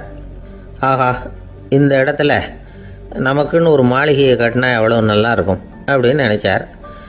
ராஜா நினச்சா அது முடியாத காரியமா? சரி, இந்த நிலம் யாருக்கு சொந்தம்னு விசாரிங்க அப்படின்னார் பக்கத்தில் இருந்தவங்கக்கிட்ட. அவங்கெல்லாம் ஓடி போய் விசாரித்தாங்க. அந்த இடம் ஒரு வயசான கிழவிக்கு சொந்தம், வயசான அம்மாவுக்கு சொந்தமாக. அந்த அம்மா தான் அதில் ஒரு குடிசையை போட்டு குடியிருந்துகிட்டு இருக்கிறாங்க. சரி, அந்த நிலத்துக்கு ஒரு விலையை நிர்ணயம் பண்ணி அதை அந்த வயசான அம்மாக்கிட்ட கொடுத்துருங்கோ அப்படின்னு உத்தரவு போட்டார் ராஜா. ஆனால் அந்த அம்மா, இது எங்கள் பூர்வீக இடம், இதை விற்க மாட்டேன் அப்படின்னு சொல்லிவிட்டுது. சரி, 2 பங்கு விலை கொடுக்குறோம்னு சொல்லி பாருங்க அப்படின்னாங்க. அப்படியே சொன்னாங்க அரண்மனை ஆட்கள். அதுக்கும் சம்மதிக்கலை அந்த அம்மா. இதை கேள்விப்பட்டதும் ராஜாவுக்கு கோபம் வந்துட்டுது. தன்னுடைய ஆளுங்களை கூப்பிட்டார். போய் அந்த குடிசையை பிரிச்சேரிங்க, காசெல்லாம் ஒன்றும் கொடுக்காதீங்க அப்படின்னு கத்தினார். அவ்வளோதான். அடுத்த நிமிஷம் அரண்மனை ஆசாமிகள் போனாங்க, குடிசையை பிரித்து எரிஞ்சாங்க. அந்த வயசான அம்மா இருக்கு, அதுவும் அந்த இடத்த விட்டு துரத்தி விட்டாங்க. அந்த இடத்துல ஒரு அரச மாளிகையை கட்டி முடிச்சிட்டாங்க. அந்த வயசான அம்மா பாவம், ராஜாவே இப்படி பண்ணால் யாருக்கிட்ட போய் முறையிட முடியும்? ஒரு ஞானி இருந்தார், அவர்கிட்ட போய் சொன்னாங்க. அவர் இவங்க சொன்னதை கேட்டு மனசில் வச்சுக்கிட்டார். ஒரு நாள் அந்த ராஜாவே இந்த ஞானியை கூப்பிட்டார். புதுசாக ஒரு மாளிகை கட்டியிருக்கிறேன், வந்து பாருங்கன்னு. சரின்னு சொல்லி இந்த பெரியவர் ஒரு நாள் இந்த மாளிகைக்கு போனார். சும்மா போகல, ஒரு கழுதையையும் ஓட்டிகிட்டு போனார். கொஞ்சம் சாக்குகள், வெத்து சாக்கு, அதையும் எடுத்து கழுதை முதுகில் போட்டு கழுதையை ஓட்டிகிட்டு போகிறார். ராஜா பார்த்தார். அவருக்கு இது ஆச்சரியமாக இருந்தது. என்ன இது மாளிகைக்கு வந்துட்டு போங்கன்னு கூப்பிட்டா கழுதை சாக்கு இதெல்லாம் கொண்டு வராரே, ஒன்றும் புரியலையேன்னு நினச்சார். எதுக்காக இதெல்லாம்னு கேட்டார். அரசருடைய தோட்டத்திலேருந்து கொஞ்சம் மண் எடுத்துகிட்டு போகிறதுக்கு ஆசைப்பட்றேன், அதுக்கு நீங்கள் அனுமதி கொடுக்கணும் அப்படின்னாரு இவர். இது என்ன வேடிக்கையான கோரிக்கையாக இருக்குது அப்படின்னு நினச்சார் ராஜா. இருந்தாலும் மண்ணு தானே கேட்குறாரு, எடுத்துகிட்டு போகட்டுமே அப்படின்னு நினச்சார். சரின்னு அனுமதி கொடுத்தார். அந்த பெரியவர் தோட்டத்துக்கு போனார், மண்ணை வெட்டினார், சாக்கில் போட்டு நிரப்புனார். ராஜாவை கொஞ்சம் கிட்ட வாங்கன்னு கூப்பிட்டார். இந்த மண் மூட்டையை தூக்கி கழுதையோட முதுகில் வைக்கணும், கொஞ்சம் உதவி பண்ணுங்கன்னார். பண்ணுறேனே அப்படின்னு சொல்லி ராஜா கிட்ட போனார். மூட்டையை தூக்கி பார்க்குறாரு, முடியல, திணறி போயிட்டார். இப்போ அந்த ஞானி பேசினாராம். அரசே, இந்த ஒரு சாக்கு மண்ணையே உங்களால் தூக்க முடியல, அந்த கிழவிகிட்ட இருந்து அந்த அக்கிரமமாக அபகரித்த இந்த தோட்டம் பூராவையும் சுமக்கணும்னு ஆசைப்படுறீங்களே, அது உங்களால் முடியுமா அப்படின்னு கேட்டாராம். ராஜா யோசனை பண்ண ஆரம்பித்தார். தன்னுடைய செயலுக்காக வருத்தப்பட்டாராம். அந்த வயசான அம்மாவை உடனடியாக வரவழைச்சார். தாயே, தப்பு பண்ணிட்டேன், என்னை மன்னிச்சுக்குங்க, இன்னையிலேருந்து இந்த மாளிகையும் தோட்டமும் உங்களுக்கு தான் சொந்தம் அப்படின்னு சொல்லிவிட்டாராம். போகிறப்ப இந்த உலகத்திலேருந்து எண்ணத்தை எடுத்துகிட்டு போக போகிறோம், அதனால் ரொம்பவும் அலட்டிக்க வேண்டியதில்லை, கர்வப்பட வேண்டியதில்லை அப்படிங்கிறது ஒரு பெரிய உபதேசம். ஒரு பெரிய மனுஷன் சாக கிடந்தார், ரொம்பவும் அழுதார். ஏன் அழறீங்க அப்படின்னு கேட்டாங்க சுற்றி இருந்தவங்க.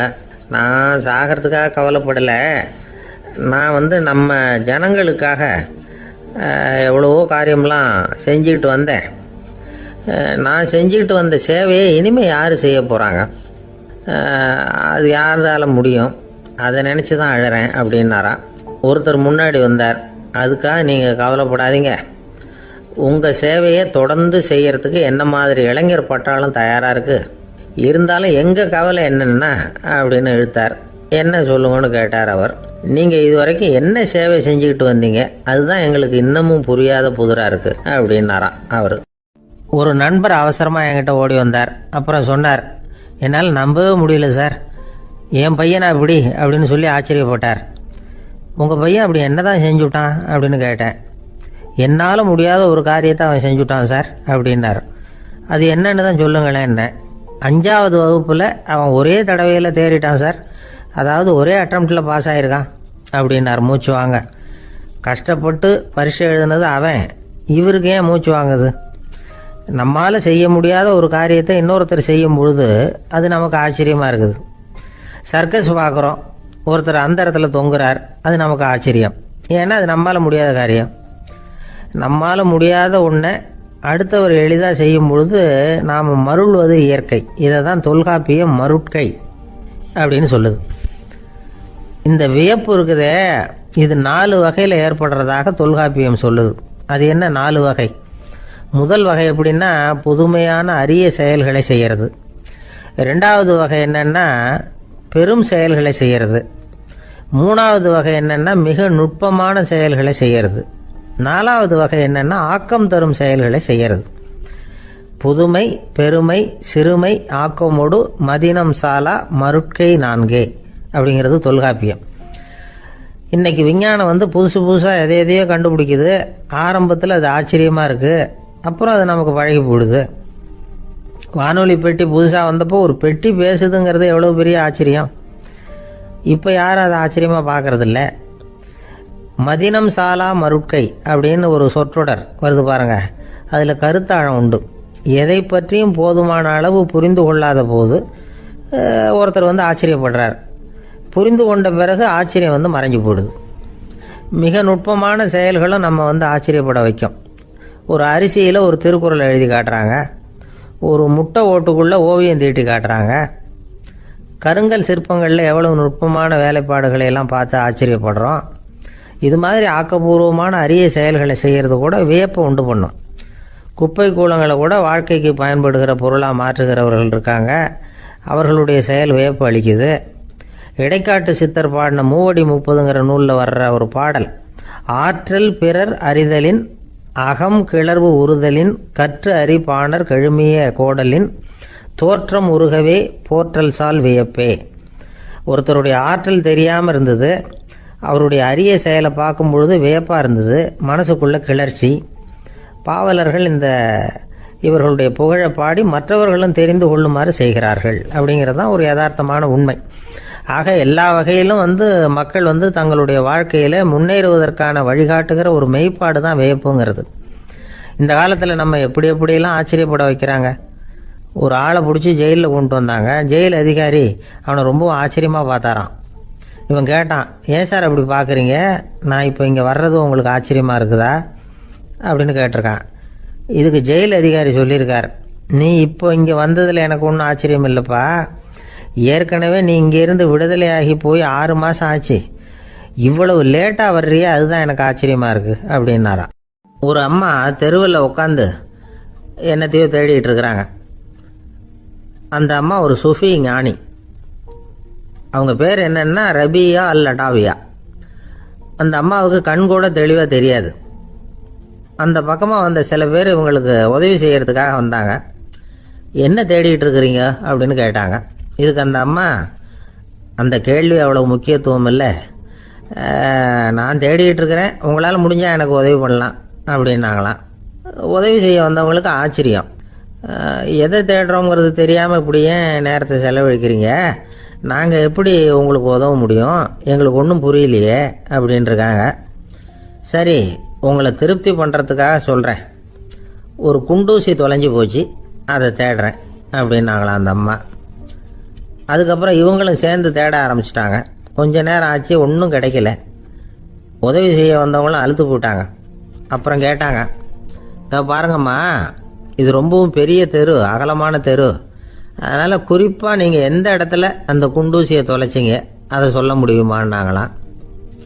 இதுக்கு அந்த அம்மா, நீங்கள் மறுபடியும் அர்த்தமில்லாத கேள்வியை கேட்குறீங்க, உங்கள் கேள்விக்கும் நான் தேடுறதுக்கும் என்ன சம்மந்தம்னாங்களாம். இதை கேட்டதும் அவங்க ஒரு மாதிரி ஆயிட்டாங்க. என்னம்மா நீங்கள் பைத்தியம் மாதிரி பேசுகிறீங்க அப்படின்னாங்களாம். சரி, உங்களை மறுபடியும் திருப்திப்படுத்துறதுக்காக சொல்கிறேன், அதை நான் எங்கள் வீட்டில் தொலைச்சுட்டேன் அப்படின்னாங்களாம். அப்புறம் எதுக்காக இங்கே தேடிட்டு இருக்கிறீங்க அப்படின்னு கேட்டிருக்காங்க.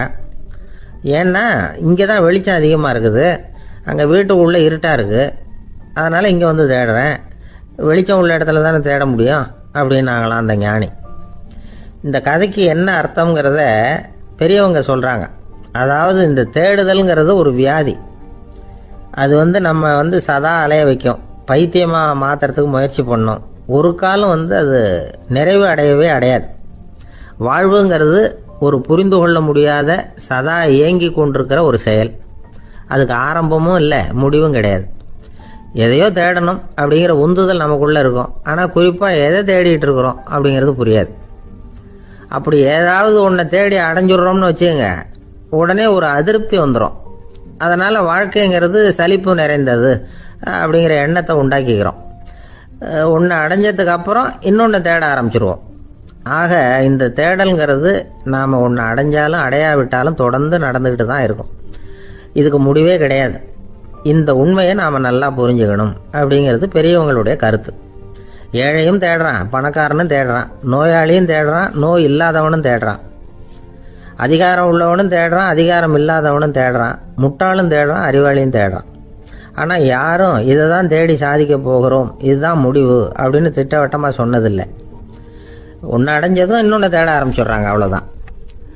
அதாவது உங்களின் தேடுபவர் உங்கள் உள்ளேதான் இருக்கிறார், அவரை தேடி கண்டுபிடியுங்கள். இதுதான் ஞானிகள் நமக்கு சொல்லுகிற ஒரு ஆலோசனை. நம்மால் ஒருத்தன் ஜெயிலில் இருந்தான். இன்னொரு கைதி அவனை பார்த்து கேட்டான், ஏன்பா உன்னை பார்க்குறதுக்கு வெளியிலேருந்து யாருமே இங்கே வர்றது இல்லையே, உனக்கு சொந்தக்காரங்களே கிடையாதா அப்படின்னு கேட்டானா.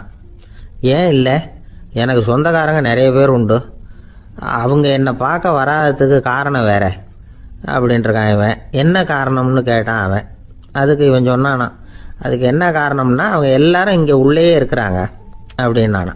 ஒரு ஆசாமி வேகமாக ஓடிக்கிட்டு இருந்தான். ஏன் இப்படி ஓடுறேன்னு கேட்டார் இன்னொருத்தர்.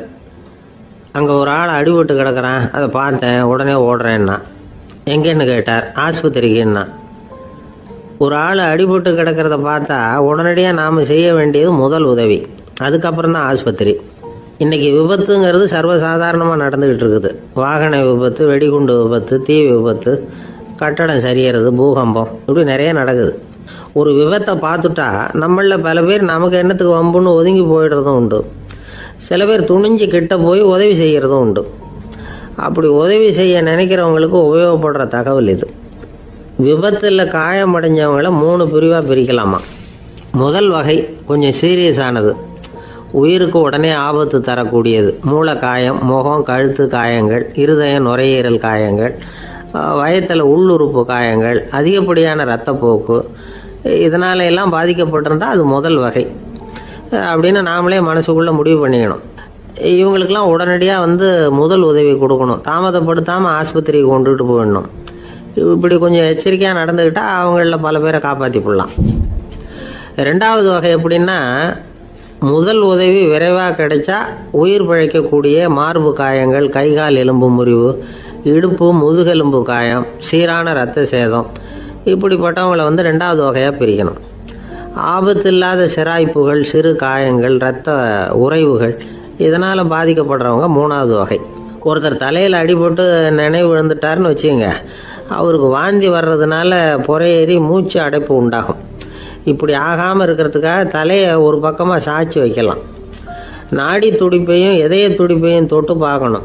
அது குறைஞ்சிருந்தாலும் சரி, நின்று இருந்தாலும் சரி, அவர் மார்பை நிமிஷத்துக்கு 80 தடவை உள்ளங்கையால் அழுத்தி இதய துடிப்பை மீட்கிறதுக்கு உதவி பண்ணணும். கழுத்தில் காயம்பட்டாலும் ஆபத்து அதிகம். கழுத்துக்கு அடியில் ஒரு துண்டை மடித்து வைக்கலாம். 2 பக்கமும் சின்ன தலையணை அல்லது துணி மடிப்புகளை வச்சு கழுத்தை அதிகமாக அசையாமல் பார்த்துக்கலாம். முதுகெலும்பு முறிஞ்சிருக்குமோ அப்படிங்கிற சந்தேகம் இருந்ததுன்னா அவரை அதிகமாக அசைய விடக்கூடாது. அதிகமாக அசைஞ்சால் தண்டு இடத்துல பாதிப்பு ஏற்பட்டு கை கால் விளங்காமல் போயிடும். அவரை ஒரு கனமான போர்வை இல்லைன்னா பாயில் படுக்க வச்சு 4 பேர் மெதுவாக தூக்கி மருத்துவ உதவிக்கு அனுப்பி வைக்கலாம். கையெலும்பு முறிஞ்சிருந்தால் முறிஞ்ச பாகத்தை உடம்போடு சேர்த்து அசையாமல் கட்டி போடலாம். கால் எலும்பு முறிஞ்சிருந்தால் மற்ற காலோடு சேர்த்து கட்டி போடலாம். முறிஞ்ச பாகம் தொங்காமல் பார்த்துக்கணும். அப்போ தான் வீக்கம் உண்டாகாமல் இருக்கும். வெட்டு காயம், குண்டடிப்பட்ட காயம், இதிலெல்லாம் ரத்தப்போக்கு அதிகமாக இருக்கும். ரத்தம் வெளியேற ஆபத்து அதிகம். சுத்தமான துணியை பல மடிப்புகளை மடித்து காயத்தின் மேலே வச்சு அழுத்தமாக ஒரு 10 நிமிஷம் பிடிச்சிக்கணும். ரத்தம் நின்ன உடனே காயத்துக்கு கட்டு போடலாம். சில சமயம் காயம்பட்ட பாகத்தை உயரமாக தூக்கி பிடிச்சிக்கிட்டா தான் ரத்த கசிவு நிற்கும். இந்த விவரங்களையெல்லாம் கொஞ்சம் மனசில் வாங்கி வச்சுக்கிட்டோம்னா சமயத்தில் உதவும். ஏன்னா இந்த காலத்தில் விபத்து எந்த ரூபத்தில் எப்போ வரும்னு யூகிக்கவே முடியல. நண்பர் ஒருத்தர் சொன்னார், நேற்றுக்கு பாருங்கள் சார், என் கண்ணு முன்னாடியே ஒரு சின்ன விபத்து நடந்ததுன்னார். என்னன்னு விசாரித்தோம். ஒரு பஸ்ஸில் வந்துக்கிட்டு இருந்தேன். அந்த பஸ்ஸில் பின்பக்கம் படி ஓரமாக நின்றுக்கிட்டு இருந்த ஒருத்தர் ரோட்டில் விழுந்துட்டார். டிரைவர் அதை கவனிக்கலை, நிறுத்தாமல் அவர் பாட்டுக்கு போகிறாருனார். கண்டக்டர் உடனே விசில் கொடுத்து பஸ்ஸை நிறுத்த வேண்டியது தானே அப்படின்னோம். அதுதான் சார் முடியாமல் போச்சுன்னார் அவர். ஏன்னு கேட்டாங்க. தவறி கீழே விழுந்ததே அந்த கண்டக்டர் தான் சார் அப்படிங்கிறார். ஒரு நாள் ராமர் அரசவையில் உட்காந்துருக்கிறார். ராமராஜ்யம் நடந்துக்கிட்டு இருந்த நேரம். அந்த சமயத்தில் ஒரு நாய் அரச சபைக்கு வந்துதான். அது தலையில் அடிபட்டு ரத்தம். அந்த கோலத்தில் அது அங்கே வந்தது. எல்லாரும் ஆச்சரியமாக அதை பார்த்தாங்க. ராமரும் அந்த நாயை பார்த்தார். நீங்கள் வந்த காரியம் என்ன நடந்தது, எதுவாக இருந்தாலும் பயப்படாமல் சொல்லு அப்படின்னார். உடனே அந்த நாய் மெதுவாக சொல்ல ஆரம்பிச்சுதான். ஐயா, நான் தெருவில் போய்கிட்டு இருந்தேன். வழியில் ஒருத்தர் வந்தார். அவர் வேத சாஸ்திரம்லாம் படித்த பெரியவர். அவர் எந்த காரணமும் இல்லாமல் அவர் கையில் வச்சிருந்த குச்சியால் என் தலையில் அடிச்சுட்டார். அதுதான் தலையில் ரத்தம். இதை நீங்கள் விசாரித்து தகுந்த தீர்ப்பு வழங்கணும் அப்படின்னு தான் அந்த நாய். ராமர் பார்த்தார். உடனே தன்னுடைய காவலர்களை அனுப்புனார். அந்த ஆளை எங்கே இருந்தாலும் போய் கொண்டுகிட்டு வாங்க அப்படின்னு விட்டார். காவலர்கள் போனாங்க. அந்த ஆளை பிடிச்சி கொண்டு வந்துட்டாங்க. அரண்மனைக்கு வா அப்படின்னு சொல்லி கூப்பிட்டுட்டு வந்துட்டாங்க. என்ன நடந்ததுன்னு விசாரித்தார் ராமர். அதுக்கு அந்த ஆள் சொன்னார், நான் வீதி வழியாக வந்துக்கிட்டு இருந்தேன். குறுக்க இந்த நாய் வந்தது. நான் அவசரமாக போய்கிட்டு இருந்தேன். இது எனக்கு வழி விடாமல் குறுக்க பூந்து இடைஞ்சல் பண்ணிச்சு. எனக்கு கோபம் வந்துட்டுது. அதனால் அடிச்சுட்டேன். வேத சாஸ்திரம் படித்த நான் என் வசம் இழந்து கோபப்பட்டது பெரிய தப்பு தான். அதை நான் ஒத்துக்கிறேன். குற்றத்தை ஒப்புக்கொள்கிறேன். எனக்கு என்ன தண்டனை கொடுக்கணுமோ அதை கொடுங்க, ஏற்றுக்கிறேன் அப்படின்னு விட்டார். சரி, இப்போ அந்த ஆளுக்கு தண்டனை கொடுக்கணும். என்ன தண்டனை கொடுக்கறது யோசனை பண்ணார் ராமர். அதையும் அந்த நாய்கிட்டயே கேட்டார். நீயே சொல்லு, என்ன தண்டனை கொடுக்கலாம் இவருக்கு அப்படின்னார். இதுக்கு அந்த நாய் என்ன சொல்லிச்சு தெரியுமா? இவரை ஏதாவது ஒரு கோயிலுக்கு தர்மகர்த்தாவா நியமனம் பண்ணி விடுங்க, அதுதான் இவருக்கு சரியான தண்டனை அப்படின்னுது. இதை கேட்டதும் ராமர் முகத்தில் புன்னகை. ஆனால் அங்கே இருந்த மற்றவங்களுக்கெல்லாம் ஆச்சரியம். அது எப்படி, தப்பு செஞ்சவங்களுக்கு தண்டனை கொடுக்கறது தானே நியாயம், அதை விட்டுட்டு தர்மகர்த்தா பதவியை கொடுக்க சொல்லுது இந்த நாய் அப்படிங்கிற ஆச்சரியம். இந்த சந்தேகத்தை அந்த நாய்கிட்டயே கேட்டாங்க அங்கே இருந்தவங்க. இதுக்கு அந்த நாய் பதில் சொல்லிச்சான். நான் போன பிறவியில் ஒரு கோயிலுக்கு தர்மகர்த்தாவாக இருந்தேன். எவ்வளவோ கவனமாக எச்சரிக்கையாக தான் என்னுடைய கடமைகளை எல்லாம் செஞ்சுக்கிட்டு வந்தேன். அப்படி இருந்தாலும் சில சமயங்களில் என்னையும் மீறி கோயில் செல்வத்தை நான் அனுபவிக்கிறதுக்கு காரணமாயிட்டேன். ஒரு கோவிலுக்கு தர்மகர்த்தாவாக இருக்கிறவங்க எப்படியும் இந்த பாவத்திலேருந்து தப்பிக்கிறது கஷ்டம். அதனால தான் நான் இந்த பிறவியில் நாயாக பிறந்து இப்படி கஷ்டப்படுறேன். இதே நிலைமை இந்த ஆளுக்கும் ஏற்படணும் அப்படிங்கிறதுக்காக தான் அவரையும் ஒரு கோயிலுக்கு தர்மகர்த்தாவை நியமிக்கும்படி கேட்டுக்கிட்டேன் அப்படின்னு தான் இந்த நாய். இதிலிருந்து என்ன தெரியுது? எந்த பதவியில் நாம் இருந்தாலும் நமக்கு தெரியாமல் கூட அதை தவறாக உபயோகப்படுத்தக்கூடாதுங்கிறத இதிலேருந்து புரிஞ்சுக்கணும். இல்லைன்னா அடுத்த பிறவியில் நாயாக பிறந்து எங்கேயாவது போய் வாழாடிட்டு நிற்க வேண்டியது தான். கோவில் வாசலில் 2 நாய் பேசிக்கிட்டு இருந்துதான். போன ஜென்மத்தில் நான் மனுஷனாக தான் இருந்தேன். ஒரு கோவில் பூசாரி பேச்சை கேட்டுவிட்டு அவரோட கூட்டு சேர்ந்துக்கிட்டு ஆண்டவன் போட்டிருந்த நகையெல்லாம் அபகரித்து என்கிட்ட கொடுத்தாரு அவர். நான் எடுத்துகிட்டு வந்துட்டேன். திருடினது அந்த ஆள் தான், எடுத்துக்கிட்டு வந்தது தான் நான். இருந்தாலும் நான் மட்டும் நாயாக பிறந்துட்டேன். இப்போ மட்டும் அந்த பூசாரி என்கிட்ட மாட்டினா கடிச்சு குதறி விடுவேன் அப்படின்னு தான். அவசரப்பட்டு அப்படி செஞ்சுடாதே. பதிலுக்கு அவரும் உன்னை திருப்பி கடித்தாலும் கடிச்சிருவார். ஏன்னா அவரும் இப்போ ஒரு நாயாக தான் பிறந்திருக்கிறார் அப்படின்னு தான். இன்னொன்று, அது எப்படி உனக்கு தெரியும்னு தான். இது நான் தானே அது அப்படின்னு தான் அந்த நாய். இந்த காலத்துக்குள்ள ஒருத்தன் தன்னோட அப்பாவை பார்த்து சொன்னான், அப்பா நான் உனக்கு உதவி செய்யலாம்னு நினைக்கிறேன், என்ன உதவி செய்யணும்னு சொல்லு அப்படின்னா. நீ சும்மா இருந்தால் அதுவே எனக்கு செய்கிற பெரிய உதவிடா அப்படின்னார் அப்பா. சும்மா இருக்கிறதும் ஒரு உதவி தான், அது மாதிரி மௌனமும் ஒரு சமூக சேவை தான் அப்படிங்கிறார் காஞ்சி பெரியவர். நமக்கு 5 புலன்கள் இருக்குது, மெய் வாய் கண் மூக்கு செவி. இந்த 5லேயும் அதிகப்படியான வேலை எதுக்குன்னு நினைக்கிறீங்க? வாய்க்கு தான். ஏன்னா அதுக்கு 2 வேலை. இப்போ கண்ணுக்கு பார்க்குறது மட்டும்தான் வேலை, காதுக்கு கேட்குறது மட்டும்தான் வேலை, மூக்குக்கு வாசனை அறியறது தான் வேலை, உடம்புக்கு உணர்றது மட்டும்தான் வேலை. ஆனால் வாய் அப்படி இல்லை, அதுக்கு 2 வேலை. சாப்பிட்றதும் அதுதான், பேசுகிறதும் அதுதான். அதாவது வாய் ஒன்று தான் கர்மேந்திரியமாகவும் இருக்குது, ஞானேந்திரியமாகவும் இருக்குது அப்படின்னு சொல்லுவாங்க.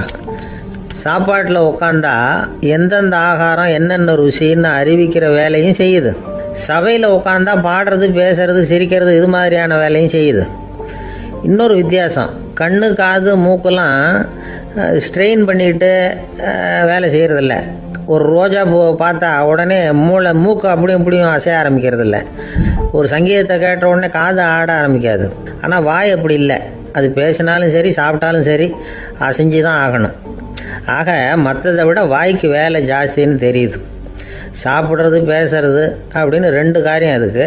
இப்படி 2 காரியம் இருக்கிறதுனால அது 2ஐயும் பாதியாக குறைச்சிக்கணுங்கிறது கடவுள் அபிப்பிராயமாக இருக்கணும் அப்படிங்கிறார் காஞ்சி பெரியவர். ஆனால் இப்போ நாம் அப்படியா நடந்துக்கிறோம்? அதுக்கு நேர்மாறாக நடந்துக்கிறோம். நாம் சாப்பிட்றதும் அதிகம், பேசுகிறதும் அதிகம். 2 வேலையையும் தேவைக்கு அதிகமாகவே செய்கிறோம். வாய் தான் ரொம்ப ஓவர் ஒர்க்குடு. அதுக்கு ஓய்வு கொடுத்தா உடம்பும் நல்லாயிருக்கும், உலகமும் நல்லாயிருக்கும். மௌன விரதம் இருக்கிறதெல்லாம் எதுக்காக நினைக்கிறீங்க? இதுக்காக தான். இந்த காலத்தில் மௌனமாக இருக்கிறவங்கெல்லாம் மகத்தான தொண்டு செய்கிறாங்க அப்படின்னு தான் சொல்லணும். சத்தம் அதிகமாக போய் தான் சவுண்டு பொல்யூஷன் வருது. அது மட்டும் இல்லை, மௌனமாக இருந்தால் சண்டை சச்சரவே வராது. மௌனம் கலக நாஸ்தி. ஆக இதுவும் ஒரு சமூக சேவை தான். நமக்கு தான் வாய் இருக்குதுங்கிறதுக்காக வசமாக சாப்பிட்றதும் தப்பு, வளவளன்னு பேசுகிறதும் தப்பு. ஒரு கருத்தை சொல்கிறதுக்கு ஒரே ஒரு சொல்லு போதும் அப்படின்னு இருக்கும்பொழுது 2 சொற்களை செலவு பண்ணாதே. எவ்வளவு சொன்னாலும் அதனால் ஒரு பயனும் விளையாது அப்படின்னு தெரிய வருமையானால் அந்த ஒரு சொல்லையும் விரயம் பண்ணாதே அப்படிங்கிறார் ஒரு அறிஞர். எல்லா குணங்கள்லேயும் மௌனம்தான் சிறந்தது அப்படிங்கிறார் ஒருத்தர். மௌனமாக இருக்கிறது மூலமாக மற்றவர்கள் குறைகளை நம்மளால் தெரிஞ்சிக்க முடியும். அதே சமயத்தில் நம்மகிட்ட இருக்கிற குறைகளை மற்றவங்களுக்கு தெரியாமல் மறைச்சிக்கவும் முடியுங்கிறார் அவர். உண்மைதானே? ஒரு பெரிய மேடை பேச்சாளர், பொது வாழ்க்கையில் 25 வருஷ காலமாக ஈடுபட்டிருக்கிறவர். அவர் மனைவி ஒரு நாள் சொன்னாங்க, எங்கள் வீட்டுக்காரர் 25 வருஷ காலமாக பொது வாழ்வில் ஈடுபட்டிருந்தா கூட இந்த மாதம் 10ஆம் தேதியிலேருந்து தான் மக்களுக்கு சேவை செய்ய ஆரம்பிச்சிருக்கார் அப்படின்னு நாங்கள் ரொம்ப பெருமையாக. 10ஆம் தேதிக்கு அப்படி என்ன விசேஷம் அப்படின்னு கேட்டோம். அன்னையிலேருந்து தான் அவர் மேடையில் பேசுகிறத நிறுத்தினார் அப்படின்னாங்க அந்த அம்மா. நம்மக்கிட்ட ஒருத்தன் தப்பாக நடந்துக்கிட்டானா உடனே நாம் என்ன செய்வோம்? கையை ஓங்கிட்டு அவனை அடிக்க போவோம். நாம் அவங்ககிட்ட அவனை விட ஒருபடி மேலாக தப்பாக நடந்துக்குவோம். ஆனால் பெரியவங்கள்லாம் அப்படி நடந்துக்கிறது இல்லை. இன்னா செய்தாரை ஒருத்தல் அவர் நாண நன்னயம் செய்து விடல் அப்படின்னு வள்ளுவர் சொல்லியிருக்கார் இல்லையா? அதுக்கு தகுந்த மாதிரி நடந்துக்குவாங்க. பாயசித் விஸ்தாமிங்கிறவர் ஒரு பெரிய ஞானி. அவர் ஒரு நாள் ராத்திரி ரொம்ப நேரம் மசூதியில் இருந்துட்டு வீட்டுக்கு திரும்பி வந்துகிட்டு இருக்கிறார். வழியில் ஒரு குடிகாரன், அவன் கையில் ஒரு இசைக்கருவி, அதை கண்ணா பின்னான்னு மீட்டிக்கிட்டு வாய்க்கு வந்தபடி என்னத்தையோ பாட்டுன்னு நினச்சிக்கிட்டு பாடிக்கிட்டு அவன் பாட்டுக்கு கிடக்கிறான் வழியில். அதோடு இருந்தாலும் பரவாயில்ல, அந்த பக்கமாக வழியில் போகிறவங்க வர்றவங்களையெல்லாம் பார்த்து கண்ணா பின்னான்னு திட்டிக்கிட்டு இருக்கிறான், ஒம்பு வளர்க்குறான். பாயசித் பிஸ்தாமிங்கிற அந்த பெரியவர் அந்த வழியாக போகிறார். அவனை பார்க்குறார். அவனுடைய நிலைமையை பார்த்துட்டு பரிதாபப்படுறார். ஏன்பா இது மாதிரியெல்லாம் நடந்துக்கிற, இப்படி நடக்கலாமா அப்படின்னு ஏதோ கொஞ்சம் புத்திமதி சொல்கிறதுக்கு ஆரம்பித்தார். அவனுக்கு கோபம் வந்துட்டுது. கையில் வச்சிருந்த வாத்திய கருவி அதால் ஓங்கி அந்த பெரியவர் தலையில் ஒரு அடி கொடுத்தான். ரத்த காயம் ஏற்பட்டு போச்சு. அவன் கையில் இருந்த இசைக்கருவியும் அடித்த வேகத்தில் 2ஆ உடஞ்சி போச்சு. அவ்வளோ வேகமாக அடிச்சிருக்கான். இவ்வளவு தூரத்துக்கு நடந்து போச்சுல்ல, அந்த மாபெரும் ஞானி வாயை திறந்து ஒரு வார்த்தை கூட பேசலை. பேசாமல் தலையை பிடிச்சிக்கிட்டு அவர் பாட்டு போயிட்டார். மறுநாள் அந்த பெரியவர் என்ன பண்ணார் தெரியுமா? கொஞ்சம் இனிப்பு பண்டங்கள், கொஞ்சம் பணம், இது 2ஐயும் ஒரு ஆள் மூலமாக அனுப்பி வச்சார் அந்த குடிகாரனுக்கு. அவனுக்கு ஒன்றும் புரியல. என்ன விவரம்னு விசாரித்தான். வந்த ஆள் ஒரு கடுதாசியை நீட்டினான். அதில் விவரம் இருந்தது. ஞானி எழுதியிருக்கிறார், இதை பாருப்பா, உங்களுடைய இசைக்கருவி உடையறதுக்கு என்னுடைய தலை காரணமாக ஆயிட்டுது. அதுக்காக நான் ரொம்ப வருத்தப்படுறேன். அதுக்காக தான் பணம் அனுப்பி வச்சுருக்கேன். வேறு புதுசாக ஒரு இசைக்கருவி வாங்கிக்கோ. அப்புறம் இன்னொரு விஷயம், நேற்றுக்கு ராத்திரி என்கிட்ட ஏகப்பட்ட கசப்பான வார்த்தைகளை பேசினேன். இதோடு அனுப்பியிருக்கிற இனிப்பு பண்டங்களை சாப்பிட்டு உன்னுடைய நாவில் உள்ள கசப்பை மாற்றிக்கோ அப்படின்னு அதில் எழுதப்பட்டிருந்தது. இந்த சமயத்தில் அவன் குடி மயக்கத்தில் இல்லை, தெளிஞ்சு போயிருந்த நேரம் இது. அதனால் அதை படித்த உடனே அவனுக்கு ரொம்ப வெக்கமாக போச்சு. தலை குனிஞ்சான், யோசனை பண்ணான். கொஞ்ச நேரத்தில் தன்னுடைய நண்பர்கள் சில பேரையும் கூப்பிட்டுக்கிட்டு நேராக அந்த ஞானி இருக்கிற இடத்துக்கு ஓடினான். அவர் காலில் விழுந்தான். அவர்கிட்ட மன்னிப்பு கேட்டுக்கிட்டான். பெரியவங்களே தெரியாமல் நான் இந்த பாவ செயலை பண்ணிவிட்டேன், என்னை மன்னிச்சுங்க. உங்களுடைய பொறுமையும் போதனையும் என்னுடைய கண்ணை திறந்துட்டுது. இனிமேல் நானும் என்னுடைய நண்பர்களும் நல்ல வழியில் திருந்தி வாழ போகிறோம் அப்படின்னா. ஞானி செய்த நன்னயம் குடிகாரனை எப்படி திருத்திருக்கு பார்த்தீங்களா? இந்த கதையை கேட்டுவிட்டு ஒருத்தர் சொன்னார், என் வாழ்க்கையில் கூட அப்படி ஒரு சம்பவம் நடந்தது சார். நானும் ஒரு நாள் ராத்திரி ஓவராக குடிச்சிட்டு ஒரு கிட்டாரை வாசிச்சுக்கிட்டு கண்ணாபின்னான்னு உளறிக்கிட்டு திட்டிக்கிட்டு இருந்தேன். அந்த சமயம் அந்த வழியாக ஒருத்தர் வந்தார். ஓங்கி தலையில் ஒரே ஒரு அடி, ரத்தம் வந்துட்டுது. அதுக்கப்புறம் என் மனசு தெரிந்துட்டுது சார் அப்படின்னார். அப்படியா என்ன ஆச்சரியமா? ஆமாம் சார், அடி விழுந்தது அவர் தலையில் இல்லை, என் தலையில். வந்தவர் என்ன அப்படி அடிச்சுட்டார். மயக்கம் தெளிஞ்சதுக்கு அப்புறம் தான் எனக்கு விவரம் புரிஞ்சுது. அவர் ஒரு போலீஸ்காரரு அப்படின்னார் ரொம்ப சோகமா. அந்த ஆளுக்கு பேச தெரியாது, அவர்கிட்ட கொஞ்சம் எச்சரிக்கையாக நடந்துக்கோ அப்படின்னு சொல்கிறது உண்டு. அப்படின்னா என்ன அர்த்தம்? அவர் இன்னமும் குழந்தையாகவே இருக்கிறாரு, இன்னும் பேச்சு வரலன்னு அர்த்தம்? அப்படி இல்லை, அவருக்கு நாகரிகமாக பேச தெரியலன்னு அர்த்தம். பேசுறதுங்கிறது மனுஷனால் மட்டுமே முடியக்கூடிய ஒரு காரியம். அப்படி இருந்தும் அதோட பெருமையை அவன் இன்னமும் சரியாக புரிஞ்சிக்கலன்னு தான் சொல்லணும். அதனால தான் அவன் அளவுக்கு அதிகமாக வார்த்தைகளை கொட்டி விடுறான். அதுக்கப்புறம் அதையெல்லாம் திருப்பி அள்ள முடியாமல் கிடந்து கஷ்டப்படுறான். கொட்டின வார்த்தையை அள்ள முடியுமா? ஒருத்தரை இன்னைக்கு பார்த்து முட்டாள்னு திட்டி விடுறீங்க, நாளைக்கு மறுபடியும் அவர்கிட்ட போய் நேற்றுக்கு உன்னை முட்டாள்னு சொல்லிவிட்டேன், அந்த வார்த்தையை திருப்பி கொடு, வாங்கிட்டு போயிடுறேன் அப்படின்னு நான் சொல்ல முடியும்?